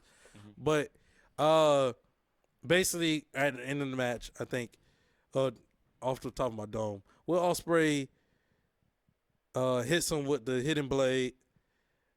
He kept doing this. I can't think of. It's like Storm something. Stormtrooper, Stormcatcher. Storm Zero, whatever. I think it's like Storm Zero or whatever. He kept trying to hit the move. Jericho blocked a couple times, but he hit it like once. Jericho kicks out of the move, and then Jericho like gets up, shoots the fingers, and Will's like, okay, bet. Hits him again with another one. Storm Zero, boom, 1, 2, 3. Like I say, good match. Good match for Will. Great match for Chris. All right. So it's pretty good. Yeah. All right, moving on. Moving on. Yeah, we at fucking 9 o'clock already. Billy Gunn and the Acclaim Waste of time. defeating the House of Black. Should have been at All Out. Could have saved that match at All Out. Waste of fucking time. We want to just give that moment to Billy, but whatever. Something I did learn. Shit, he gonna keep going. I thought we was gonna be able to just move on. Something I did learn in that match, though. Well, one, we got to talk about the tribute that House of Black did for Bray Wyatt, which I thought was dope. I love that. I don't know. I didn't see it. Yeah, they came out. The Fireflies was out, and they walked out with the lantern. So it was fire. Dope. And I didn't know the trios titles is black and white. The whole time I thought it was just a filter on the titles. Because when they used to be gold and black. Yeah, I didn't know the titles was silver with House of Black. They turned the color of the titles because it looks cooler silver and black with House of Black because they're always dark. But in my mind, the whole entire time I was thinking like, oh, it's just a filter on the TV. The titles ain't gold; they're just black and white, whatever. Mm-hmm. But when they handed the titles over to them, I was like, oh, the fucking titles are actually silver and black. I was like, Didn't see it. I have no. I was like so fucking confused. They look like Ring of Honor titles. Yeah, I was like, yo, what? Then the actual design of the trio title, but it's just black and white, whatever. So yeah, it was a waste of time match. Billy Gunn and them should have had did this at All Out. Hope this sets up Malachi Black versus Andrade soon.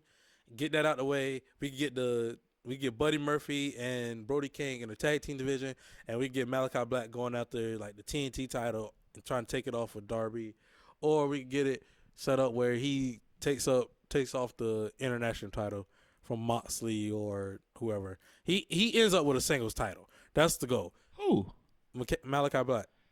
I don't give a fuck about what he's doing. Give him a singles title and give the House of Black the tag team title run, whatever. Cool.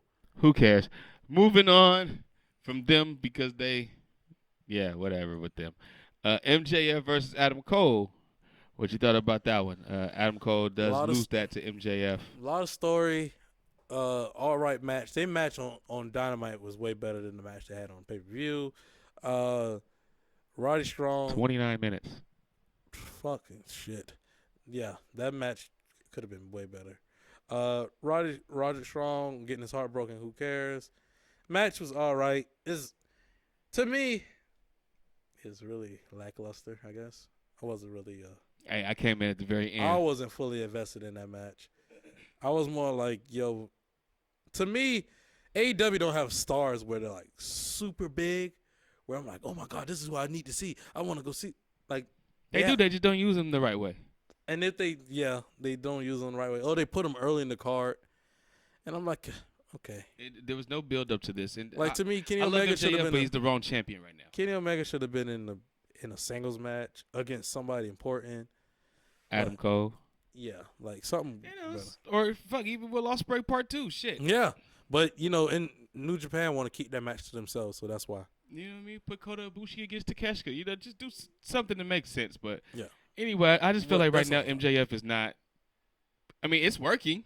Yeah, because people love them together. So it's working. I said it seem like he's from the start. A big star as the world champion right now. So maybe it might be time to take it off of him and put it back on him. MJF is still to me. Huh? MJF is still to me.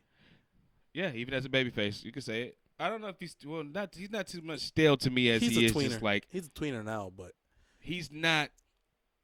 God damn it, you need Bryan Danielson. Damn it, you need like CM Punk. You need those names that you know. Yeah, you need those big names. Kenny Omega. Say what you want about Kenny Omega, his name is still big enough. Oh yeah.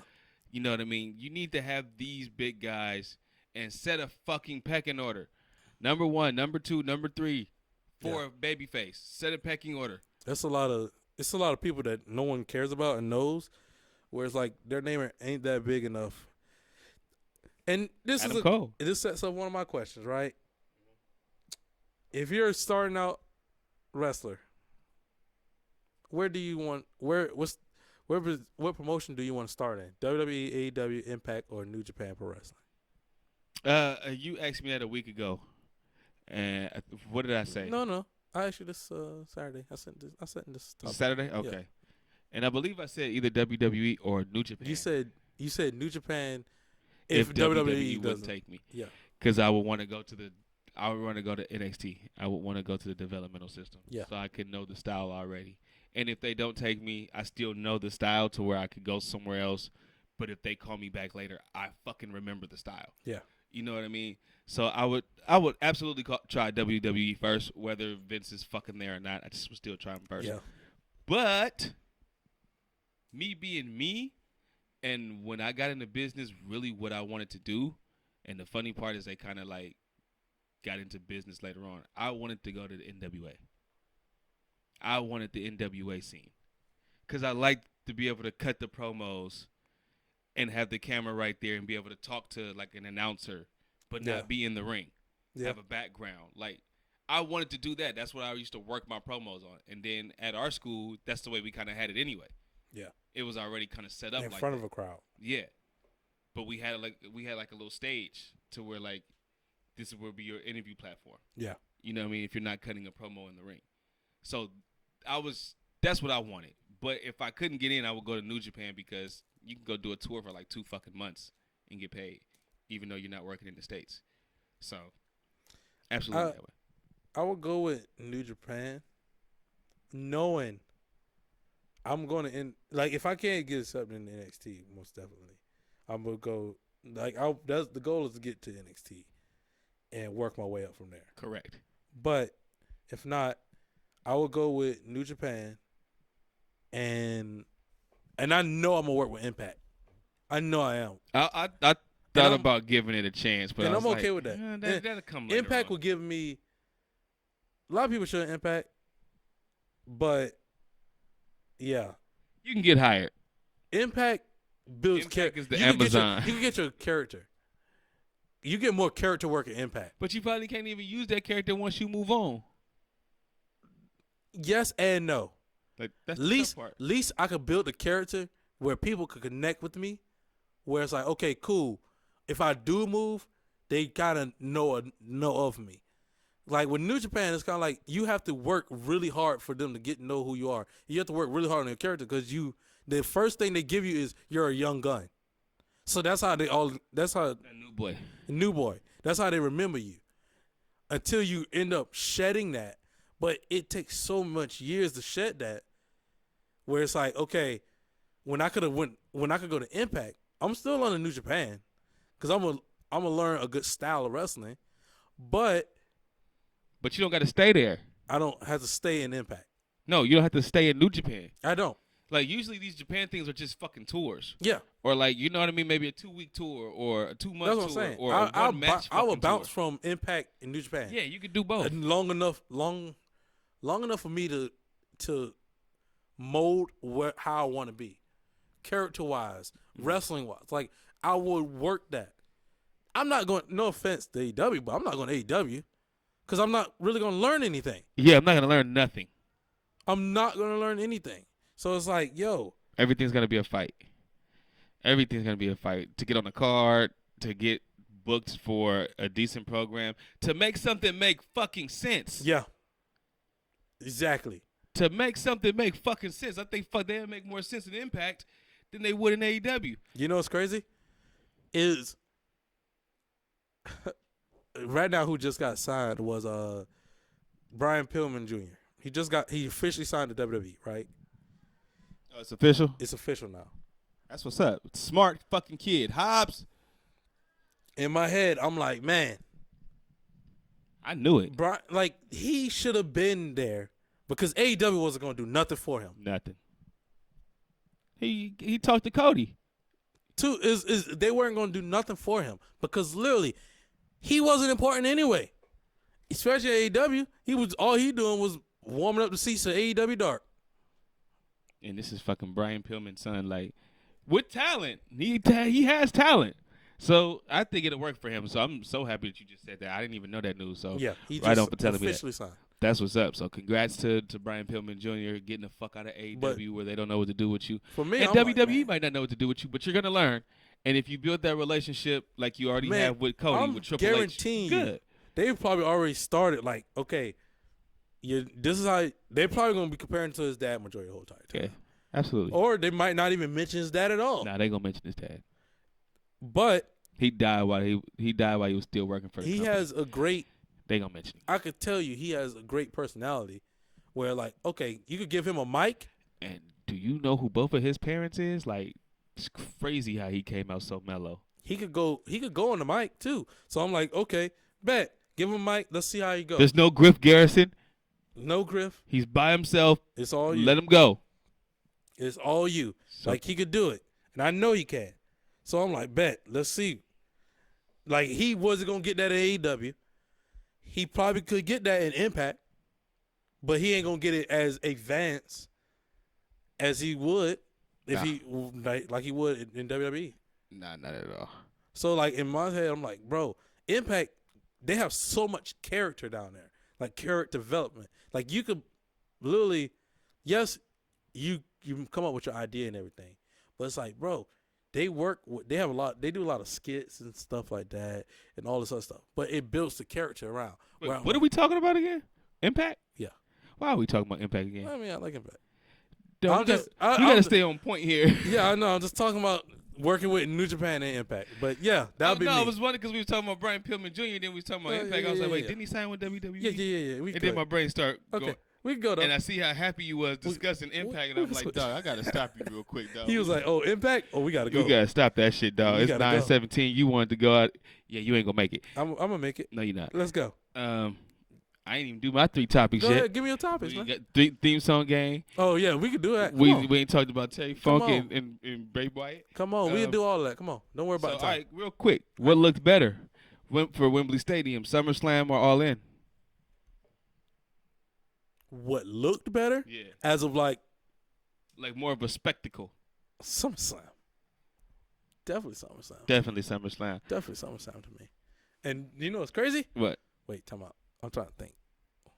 SummerSlam was with Brett and Bulldog with the foghorns. You're talking about that one? Yeah. Oh yeah, most definitely that one. Most definitely that one. Then. Most definitely. I thought we were talking about this year's SummerSlam compared to All In. I was like, which one seemed more like a big deal? This year's SummerSlam still had more than. Well, it looked like it looked more prestigious than All In. But if we're gonna go with Wembley Stadium SummerSlam, I'm going with SummerSlam as well. It looked more grandeur. Yeah. And pertaining to the same thing. So as far as Mercedes Monee return, do you think she returns to WWE or stabilize and stay long term with AEW? It's already been set. She's gonna come back to WWE. It's basically how I see it is WWE told Mercedes go have fun. Whenever you feel like you're tired of having fun, come on home. That's basically how it is. And I think she'll figure that out very quickly in AEW. Yeah. That this shit is I feel like they're going to give her the Brock Lesnar schedule where she only shows up for big matches. She ain't going to be there every week. But she going to see how that shit go back there. Yeah. Triple H is back in charge. Yeah. I ain't fucking with this shit. Fuck this shit. Yeah. I only got a couple more years. Probably want to have some kids. Yeah. I'm not doing this. Fucking out of here. So I think she goes back as well. Might not be the same impact, but I do think that she goes back. I think she going to come back a bigger star. That'd be what's up. When she comes back. Think she's going to Cody it? Ooh, boy. I'm telling you. The whole women's scene gets shut down. Fuck what Charlotte Flair was doing. Well, we hope so. She's gonna be come back. It's gonna be bigger than when Ronda Rousey debuted. She gets shitted on. She got shitted on at every Mania and every SummerSlam. So if she does come back a bigger star, that'd be. Here's a real question. If she does come back to WWE, does she come back as Sasha Banks or Mercedes Monee? Sasha Banks all the way. I don't like this Mercedes Monee. If I didn't know that Mercedes was her real name, I'd be like, this shit sucks. I think it's to me. I don't know. To me, like her name, Sasha Banks. Her name, not like the name, but like she seems more important when she was Sasha Banks. Cause she was, what was her fucking tag name? The boss. She was the boss. Now she's the CEO. Like, nah. Well, it's the same fucking thing. You just the boss is trademarked by the real boss, Yeah. Vince McMahon. She's the So, CEO. Like, And her theme song is she gotta go back. Money. Yeah, I hated that. Money. I heard it at the Wrestle Kingdom. Was like, what the fuck is that theme song? Money. I was like, yo, what the fuck is It this? sound like she's the one that's in the background saying money. Money. So, I was like, okay, bet. Yeah, What well, else? fuck it. I knocked my 3 out. Oh, you already knocked all these 3 out? Yeah, because we talked about earlier, Oh, Punk yeah. needs to learn how to avoid the drama in the back, so ain't no need to go back and harp on that shit Cool. again. So what time is it? It's 10:21. I was talking about the theme song time. You want a theme song? What else? you So, got? just real quick, we do want to say rest in peace to Terry Funk and Bray Wyatt. Oh yeah, let's get they did pass away 10 over seconds of silence, man. right now. Yeah, man. As I was doing the talk, but all right, No. go ahead. Let's do it now. Wait, no. 10 seconds of silence, even though the fans are going now.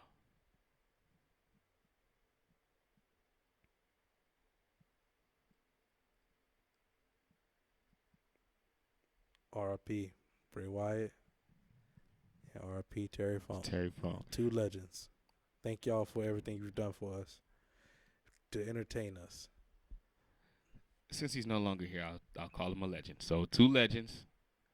Damn, man, growing up seeing Terry Funk, dope. Bray Wyatt just being so young, especially us being the same fucking age like that. That kind of hit a little close to home, but it just was so crazy because it seemed like he was kind of sending those hints and signals before. So when I heard the news, I wasn't shocked. I just wanted to know, the cause. But sad, very sad for Bray. As far as for Terry, he lived a complete life, so there's nothing to really be too sad about with that. You just celebrate his life and his career. Just Bray was so young. Bray I ain't gonna lie, I dropped a tear because I think Bray was really around my whole entire teenage high school life, and I was a huge Bray. I'm still am a huge Bray Wyatt fan. Like, you want to talk about upset? I didn't care that much when Brock beat the Undertaker's streak. I was like, what? That's crazy. But when Bray lost to John Cena, I was fucking hurt. I was like, why the fuck would he lose? Why would you make him lose? Like, how much more does John Cena need? Like, how much? Like, I was going through it. And I guess, to me, Bray Wyatt was like I knew of The Undertaker and Kane. Mm-hmm. I knew both of them. But he was like my Undertaker and Kane. Like, as a kid, I'm like, this is some supernatural shit. Like, he's a cult leader. This is crazy. Like, he got kids singing for him and shit. Like, he got the swamp people, Braun Strowman and Eric Rowan and all them. I'm like, man, this Luke Harper. Luke Harper. I'm like, yo, this is crazy. Like, and he every time he coming out, light the lantern. He's got the whole we're here. World. Boom, in bruh. His hands. He's got the whole world. Every time I heard that, I think I saw a video when he passed away, and it was like when John Cena's in the cage, and the lights go out, and I know where the kids are singing on the stage. They're singing a song. The whole world in his hands. Yeah, he comes out. The kids surround the cage, and I think the lights go out again, and they come back on. The kids all got the goat mask on or whatever, the sheep mask on. And I watched that video, and I teared up because in my head I was like, man, if WWE let Bray Wyatt just do whatever he wanted on creative wise, and he actually took wins, he would have been like so much bigger. But everyone just knew him as the guy who talked a lot that ended up losing. He tells a good story, but he gonna lose at the end. Hey, nah, I love Bray Wyatt, but those stories was like going nowhere. There was never an ending. There was never an ending. It was so interesting when he gets you started there, but you were like, damn, what's the end game? The end game was always him losing. The end game was just always he was interrupted or and then it cuts off and go to the fucking black. Or like he would have the story and he would end up he would not be on TV for a while, and the story would just go away, and then when he does come back, he ends up looping it in to another story, like a brand new story. Some AEW shit? Yeah, like it'll end up looping into another story. You're like, what the fuck? It was a never-ending story on this, And now we're gonna continue with this. It's like, yo, it just keep going. So it's like his story always kept going. It never really, no story ever ended with him. Well, again, man, just wanted to touch on that. I know we should have had more time, but you know that brawl out kind of covered a lot of time for us. But again, rest in peace to Bray Wyatt and to Terry Funk. Now it's time. Like my boy, not my boy. He's not my boy. The Masked Man Excalibur usually says, "Gotta give the people what they want." I think it's time to give the people what they want. You gotta give them what they want. Gotta give the people what they want. Oh, mash face ass. All right, we get in the theme song game before we get out of here. I think, and you can go first if you want to, because you got all your shit preset. Yeah, I'm always preset. Yeah. I'm a preset kind of guy. Damn, I wish I had my shit on my phone so I ain't got to do this shit later. You ready? Damn, post-production sucks. Yeah, let's go. Shut the hell up. 3, 2, Play 1. a goddamn song.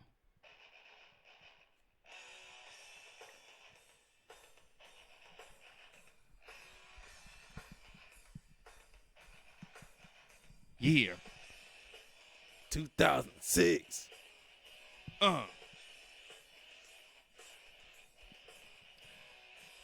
Or the ECW.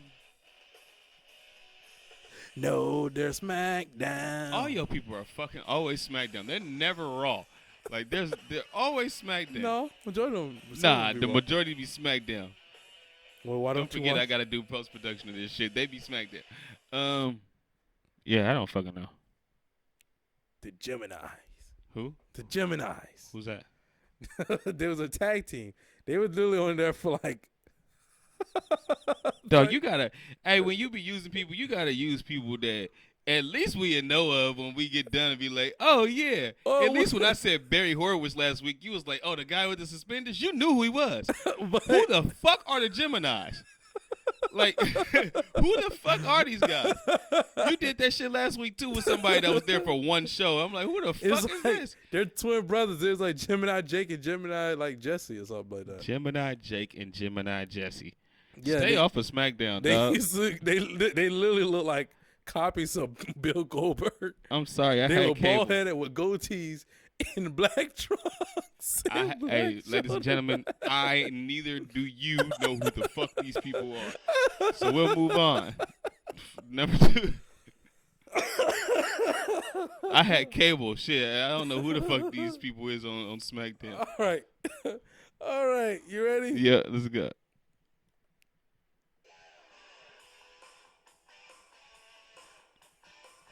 That sounds like some 90s shit. No.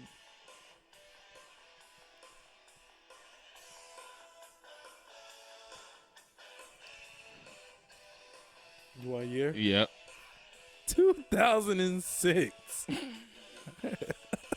This SmackDown too? Yes, they actually were on SmackDown. It's a they? Yes, tag team. Fucking shit. Paul London and Brian Kent. No. You're not gonna get on. I'm not. Who is it? Casey James and Idol Stevens. Who? One Idol Stevens is who you would call Damien Sandow.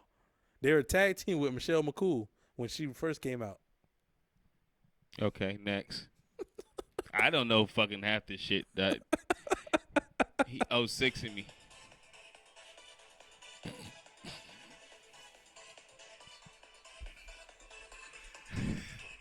Female? No. That's a grown-ass man with this music? Yes. From 2006 SmackDown? Yes. No, 2006 Raw. And there's 2 of them. Oh, so you're on a tag team special today. There's 2 of them? Yeah. Yeah, you can cut that whack-ass shit. Shit, I don't know. Spirit Squad, 2006. I want to say they was there before. That ain't even Eminem. Like, it's not. It's the Heartthrobs. Antonio and Romeo. Who? Antonio and Romeo. The Heartthrobs. Hey, all you doing is making it harder on yourself for next week. Why? That's all you doing. Oh, because you're going to pull out all yeah. Oh yeah. Yeah, I'm gonna give you an 0 for 5 next week. I Oh, be yeah. trying to help you out to make sure that you'll never get an offer. But when you be giving me motherfuckers that you don't even really know or remember who they I fucking remember were, them. like, I remember all of them actually. dog, you don't remember no Gemini. Yes, I do. Who They literally was there for like 3 weeks. So how the fuck you remember somebody that was there for 3 weeks? Because I remember who they go against. They actually was there with Simon Dean Who for they a go little against? bit. They didn't go against a lot of people. They didn't. They were literally there for like a couple of weeks, and it was with Simon Dean. Hey, I'm not gonna be a poor sport about it. Are. I'm You're just too gonna late. get You're already deep in. I'm just gonna get you back. Nah, I'm just like I don't know who the fuck none of these people were. That's what I said. I don't know. You ready? Yeah.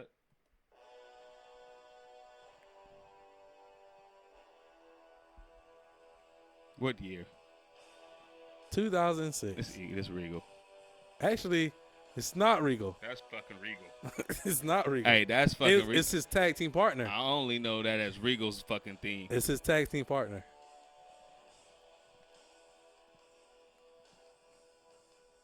Who was Regal's tag team partner in 06? I don't know. Finley? No. I don't fucking know. Who is it? Dave Taylor. He was fucking there? Yeah.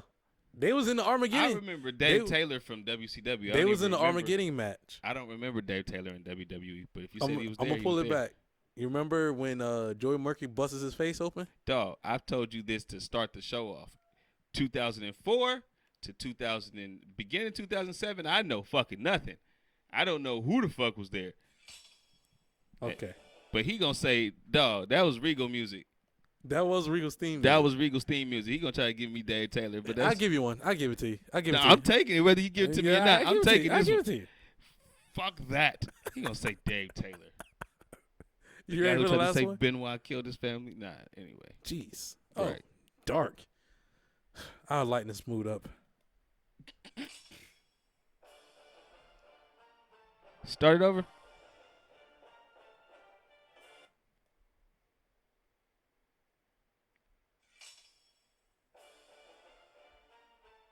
He was like, Jay White? Switch White? Nah.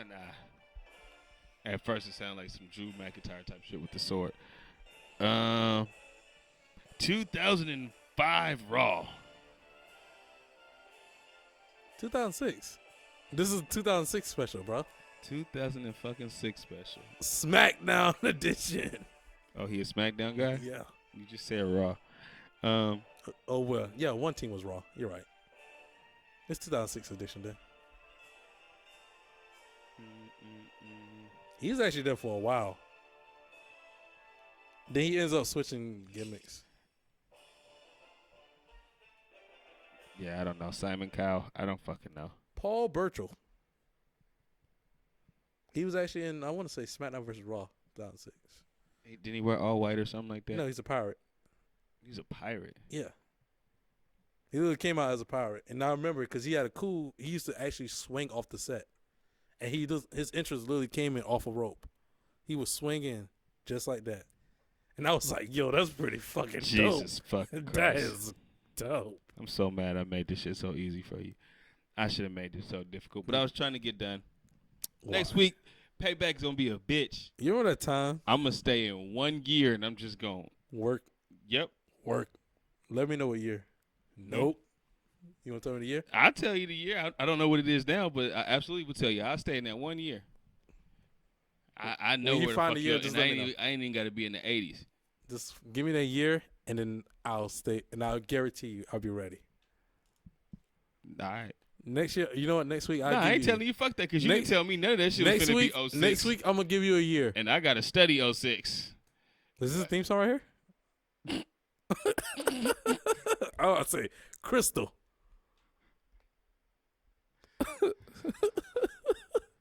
I'm in the top 1%. EC3, baby. And they couldn't use it. I hate when they talk at the beginning. I was trying to catch it, but whatever. And they couldn't even, well, if you would have cut to the middle, I would have known. I am the top 1%. I love how in OKC, I guess the second half just started, but ain't nobody in them seats. Nah, that's every game. And I love the tradition that they do have, though, that they all stand up until the first point goes in. I love that tradition. Do they? Yeah. Well, no, they do, but sometimes You know, they don't get on TV as much, so you can't see the games. But now they was doing that shit when KD and them was on TV. Yeah, I'm saying they kept the tradition going. Oh. Hey. Now I gotta find this shit. This sucks. I love how WWE tried to keep him with the EC3 name, but they couldn't say his full EC3 name. What, Eric Carter or Ethan Carter? Ethan Carter. Oh, Ethan Carter. That's what it was. The third. They did him so dirty. Fuck, I think this is like this he literally was a star when going in there. They did him so dirty. Is that Triple H? Or is that Stephanie McMahon? Or is that the Helmsley whatever? No, that kind of kills it because that wasn't what I was looking for, but that kind of kills it. Yeah, that kills it. So you would already know who the fuck it is. Wait, who was it though? Huh? Who was it? What do you mean? Who was it? What, was I right? I mean, no, we hear who the theme music is. I'm saying. I mean, so you keep saying that killed it. But I'm saying because I'm looking for something in particular, but it ain't. Now I don't want to come up. So we're just gonna switch it. I always have 6. What? Not gonna listen to anybody. Yeah. JaVale, you should have slammed that down. I love those. I actually love those jerseys, the T-shirt jerseys, but only for OKC though. I hated those T-shirt jerseys. They looked like shit. And the black ones for Golden State. Raven. Told you I made them easy for you. They way too easy for you. Raven. I'm just trying to help you out to get you out of here. Because in my mind, I actually was going to go, Sandman? In my head, I was thinking Sandman, but I was like, Sandman. No, that ain't Sandman. Because in my head, I was like, I thought the Sandman was about to come on. I said, he don't got it. We ain't Tony Khan. We ain't out here paying for licenses of songs. Unfortunately, kind of have. If you're getting copyright, that's why I don't want to do it no more. What? Edit it in the theme songs so the people can hear it and play along. Is this Eugene? Is it? Oh, bro, I literally shot that one out my ass. I'm not gonna lie. Pause. But for real, I truly did not know that. In my head, I was actually gonna give you Eugene's theme song, but I thought it was gonna be too easy for you. So you gonna give me the same theme song that you had? I literally gonna give you that theme song, because in my head I was like, I go with Eugene's theme song, but in my head I could not remember how that theme song went. In my head it was like ding ding ding ding ding. It was like a up tempo child theme song. That sounds like some other shit. So in my head I was like, oh, okay. 1, 2, 3. Okay, I got time. I'm ready. All right. It's all about the game and how you fuck, it's gonna fuck me off because the beginning. But oh well, you got to get it right. The whole thing. Commercial.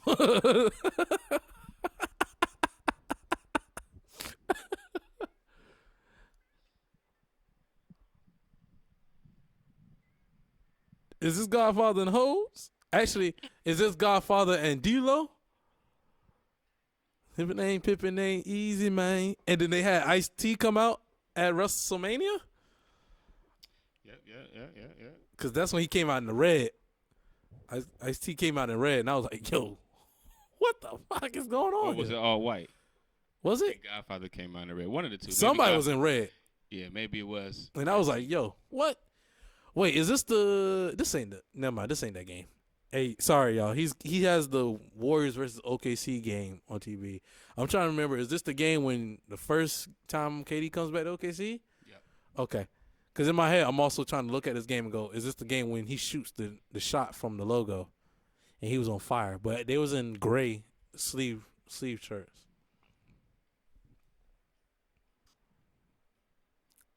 Ooh, he got me on this one. He making me work. In 96? Yeah, sure. 96, 97. A tad bit of 98. Big Boss. No. Bull Mulligan. Who? Bull Mulligan. Who the fuck is that? Nigga said Bull Mulligan. I don't know. Who the fuck is a Bull Mulligan? This nigga just made up a name at the top of his head. It's the dude that was tag team with Big Boss Man. Oh, Bull Buchanan? You said Bull Mulligan. Like, who the fuck is a Bull Mulligan? Bull Mulligan. Hey, yo, I thought that was his name. I said it with so much confidence, Yeah, too. you did. Bull Mulligan? I'm thinking, like, who? And when you said it again, I was like, Bull Mulligan? I thought you was trying to be funny, like, just making up two just random ass old school wrestlers' names. No, Steve Blackman. No, sir. 97, 98, 99. I'll give you another hint. Tag team. It's a tag team. Oh, yeah, I know them. This is the Legion of Doom. Yeah, fucking right. You know you don't know this shit. I don't know this one, but I'm going to fight to the end. The APA before the APA, the Acolytes. No, sir. Were they a rough and tough team like that? Yeah, they actually were a rough and tough team. I'm trying to think of this dude name.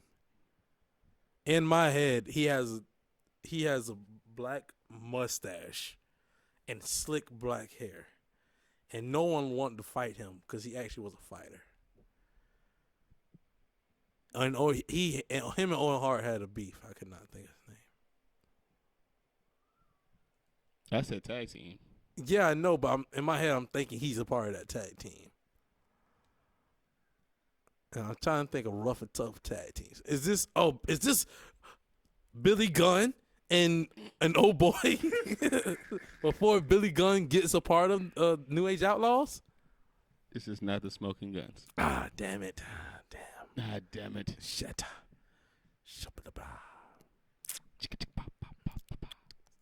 Man, that theme song is giving Western, man. And we'll be here all day. This is not AEW. Ain't no time limits on this match. Fuck. 1997, 98, 99, and they're a rough and tough tag team from the West.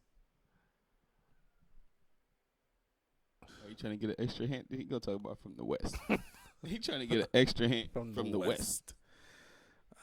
They from Rancho Cucamonga, California. You got it. What is it? I knew I got it. Doug Furness and Philip LaFon. And they did have a rivalry with Owen Hart and the British Bulldog. What's the tag team name? They didn't have a tag team name. It was really Doug Furness and Philip LaFon. Survivor Series 96. They ain't a real team. Survivor Series 97. Ain't a real team. Huh? It's not a real team. Actually is. They were the same thing. Not a real team. They were the same thing. You know why it's not a real team? Because they don't have a team name? Exactly. They did when they was in Canada. But without a team name, you're not a tag team. No, they're absolutely a tag team. Give me one tag team that's a real tag team with no team name. Arn and Tully. Not true. They were the Brainbusters. Only in WWF. Brainbusters. They were Arn and Tully in NWA. They were Arn and Tully. And it was part of the Four Horsemen. Huh? And it was part of the Four Horsemen. They were not called the Horsemen. They were called Arn and Tully. That's a cool tag team name. That's not their full names. Who? No, that was their tag team name. If you look at the back of the card, Arn and Tully. But is Arn They weren't the Andersons. Is Arn like just only Arn? in Arn. Yeah, it's Arn and Tully. So you tell me his name was Arn Anderson? Arn, and you say Arn Anderson and Tully Blanchard if you want to spell the shit all the way out. But it was Arn and Tully. Brainbusters. All right. Give me another tag team other than them. They were only the Brainbusters because of them. Another tag team? With no actual tag team name. Their tag team name was their full name, was their names. I guess Sami Zayn and Kevin Owens. But I'll give you that. You got Brett and Owen. You got Shawn and Diesel. Wait a minute now. You got whoa. You got Bulldog and I'm Owen. gonna back up. Bulldog and Owen. I'm gonna back up. Okay. First of all, Shawn and Diesel had a tag team name. What, dudes with attitudes? Two dudes with attitudes. Nah, there wasn't two dudes with attitudes. They were two dudes with attitudes. What do you mean? You can say dudes with attitudes. Oh, they could be dudes with. Okay, we could leave it. That wasn't even their team name. That was just something corny that they would say because it was 1995. But that was their name. That wasn't their name. In the books, record books, look it up. There are two dudes with attitudes. You said in the record books. In the record books. Hey, when they was promoting the pay-per-view, there would be Shawn Michaels and Diesel taking on Yokozuna and the British Bulldog. Matter of fact, when you discussed last week on your match card, did you say two dudes with attitudes? I don't believe you did. I believe you said against Shawn Michaels and Diesel. Because I didn't know if you know who Two Dudes with Attitudes was. I know who Two Dudes with Attitudes is supposed to be, but that's not a real team. Well, the name. next time I'll do it. That's like next time it would have said it right just there. like Two Dudes with Attitudes. at the time, and you didn't say it. Well, the 2-man power trip wasn't really their fucking name. And you didn't see the tagline SmackDown 2-man power trip. It'd be 2 lines, first of all, if they had to type all that fucking shit in. Number 1. 2-man power trip. Fire tag Triple team. H and Stone Cold Steve Austin are defending the tag team titles against The Undertaker and Kane. Because the Brothers of Destruction. Oh, there we go. Brothers of Destruction. And they didn't have that name until later, so. Who else? Owen and Bulldog? Heart Foundation. No, they didn't have a Heart Foundation. They weren't even a part of there was no Heart Foundation yet. Heart Foundation. Heart Foundation came after they were tag team champions twice. Heart Foundation. Vader and Mankind. The Masked Men.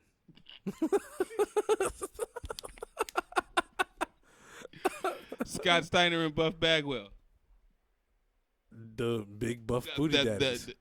The Big Buff Booty Daddies. He's the stuff.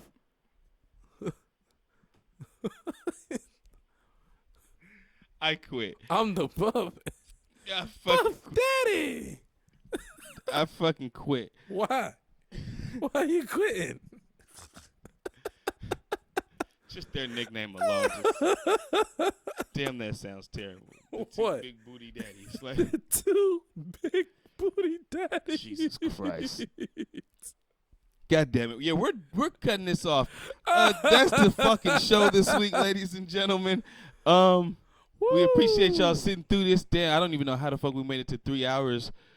Always. With just all-in topics. Like, that shit is crazy. You want to plug anything before we get here? I want to plug the Heavy Opinionated Podcast. Heavy or Heavily? Heavily Opinionated Podcast with your boy, Playboy Troy, featuring Melly Mel, Platinum P, Cooley High, and my boy DJ Rose. Where we break down sports. This past Tuesday, we broke down Dak Prescott possibly might be jobless soon with that boy Trey Lance showing up in town. So you guys catch that, and this Friday coming up, we sit here, we talk about possibly Damian Lillard not coming to Miami, but another star showing up in Miami. So we talk about that, and we break that down.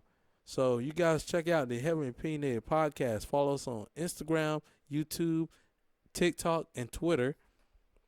And you guys go check out and follow. I can't even think. And follow, because I'm thinking about 2 Big Booty Daddies. I'm thinking about that name still. Y'all go follow us on Instagram at _Wrestlemaniacs II. And if you're in the Savannah area, check out Mystics Bar. Get your face cleaned up. And if you need some custom shoes, hey, I know a place, and I'm telling you right now, they're pretty good. Once I get that sponsorship, I'll be spreading the word. The hell is silly. Yeah, also, too, just be on the lookout for more of the Warrior Since 9-1 podcast content. We're getting so close now to the NBA season starting up, especially training camp, because September will be here. Well, by the time this is posted, it'll be September, which will be on Friday. So, hey, yeah, we're getting so close to the NBA season, which I can't wait for, so we'll be posting more content on that. Also, if you guys have any questions, we're going to start getting the email up so you guys can send questions in to add to the show so we can, be more interactive with the fans. So be on the lookout for that as well. Y'all. Huh? Fuck the fans. I would never say that. No, we need the fans. We love the fans. Absolutely. I'm a man of the people, and the people love me. Period. So for the ones that's on YouTube, don't forget to do what they always say, to like and subscribe. It really helps us out, all that type of shit. And if you actually want to, really actually fuck with your boy, go follow me at Playboy X Troy on Instagram. Get my numbers up. Yes, sir. Well, for your boy Izzy Too Real and my boy Playboy Troy.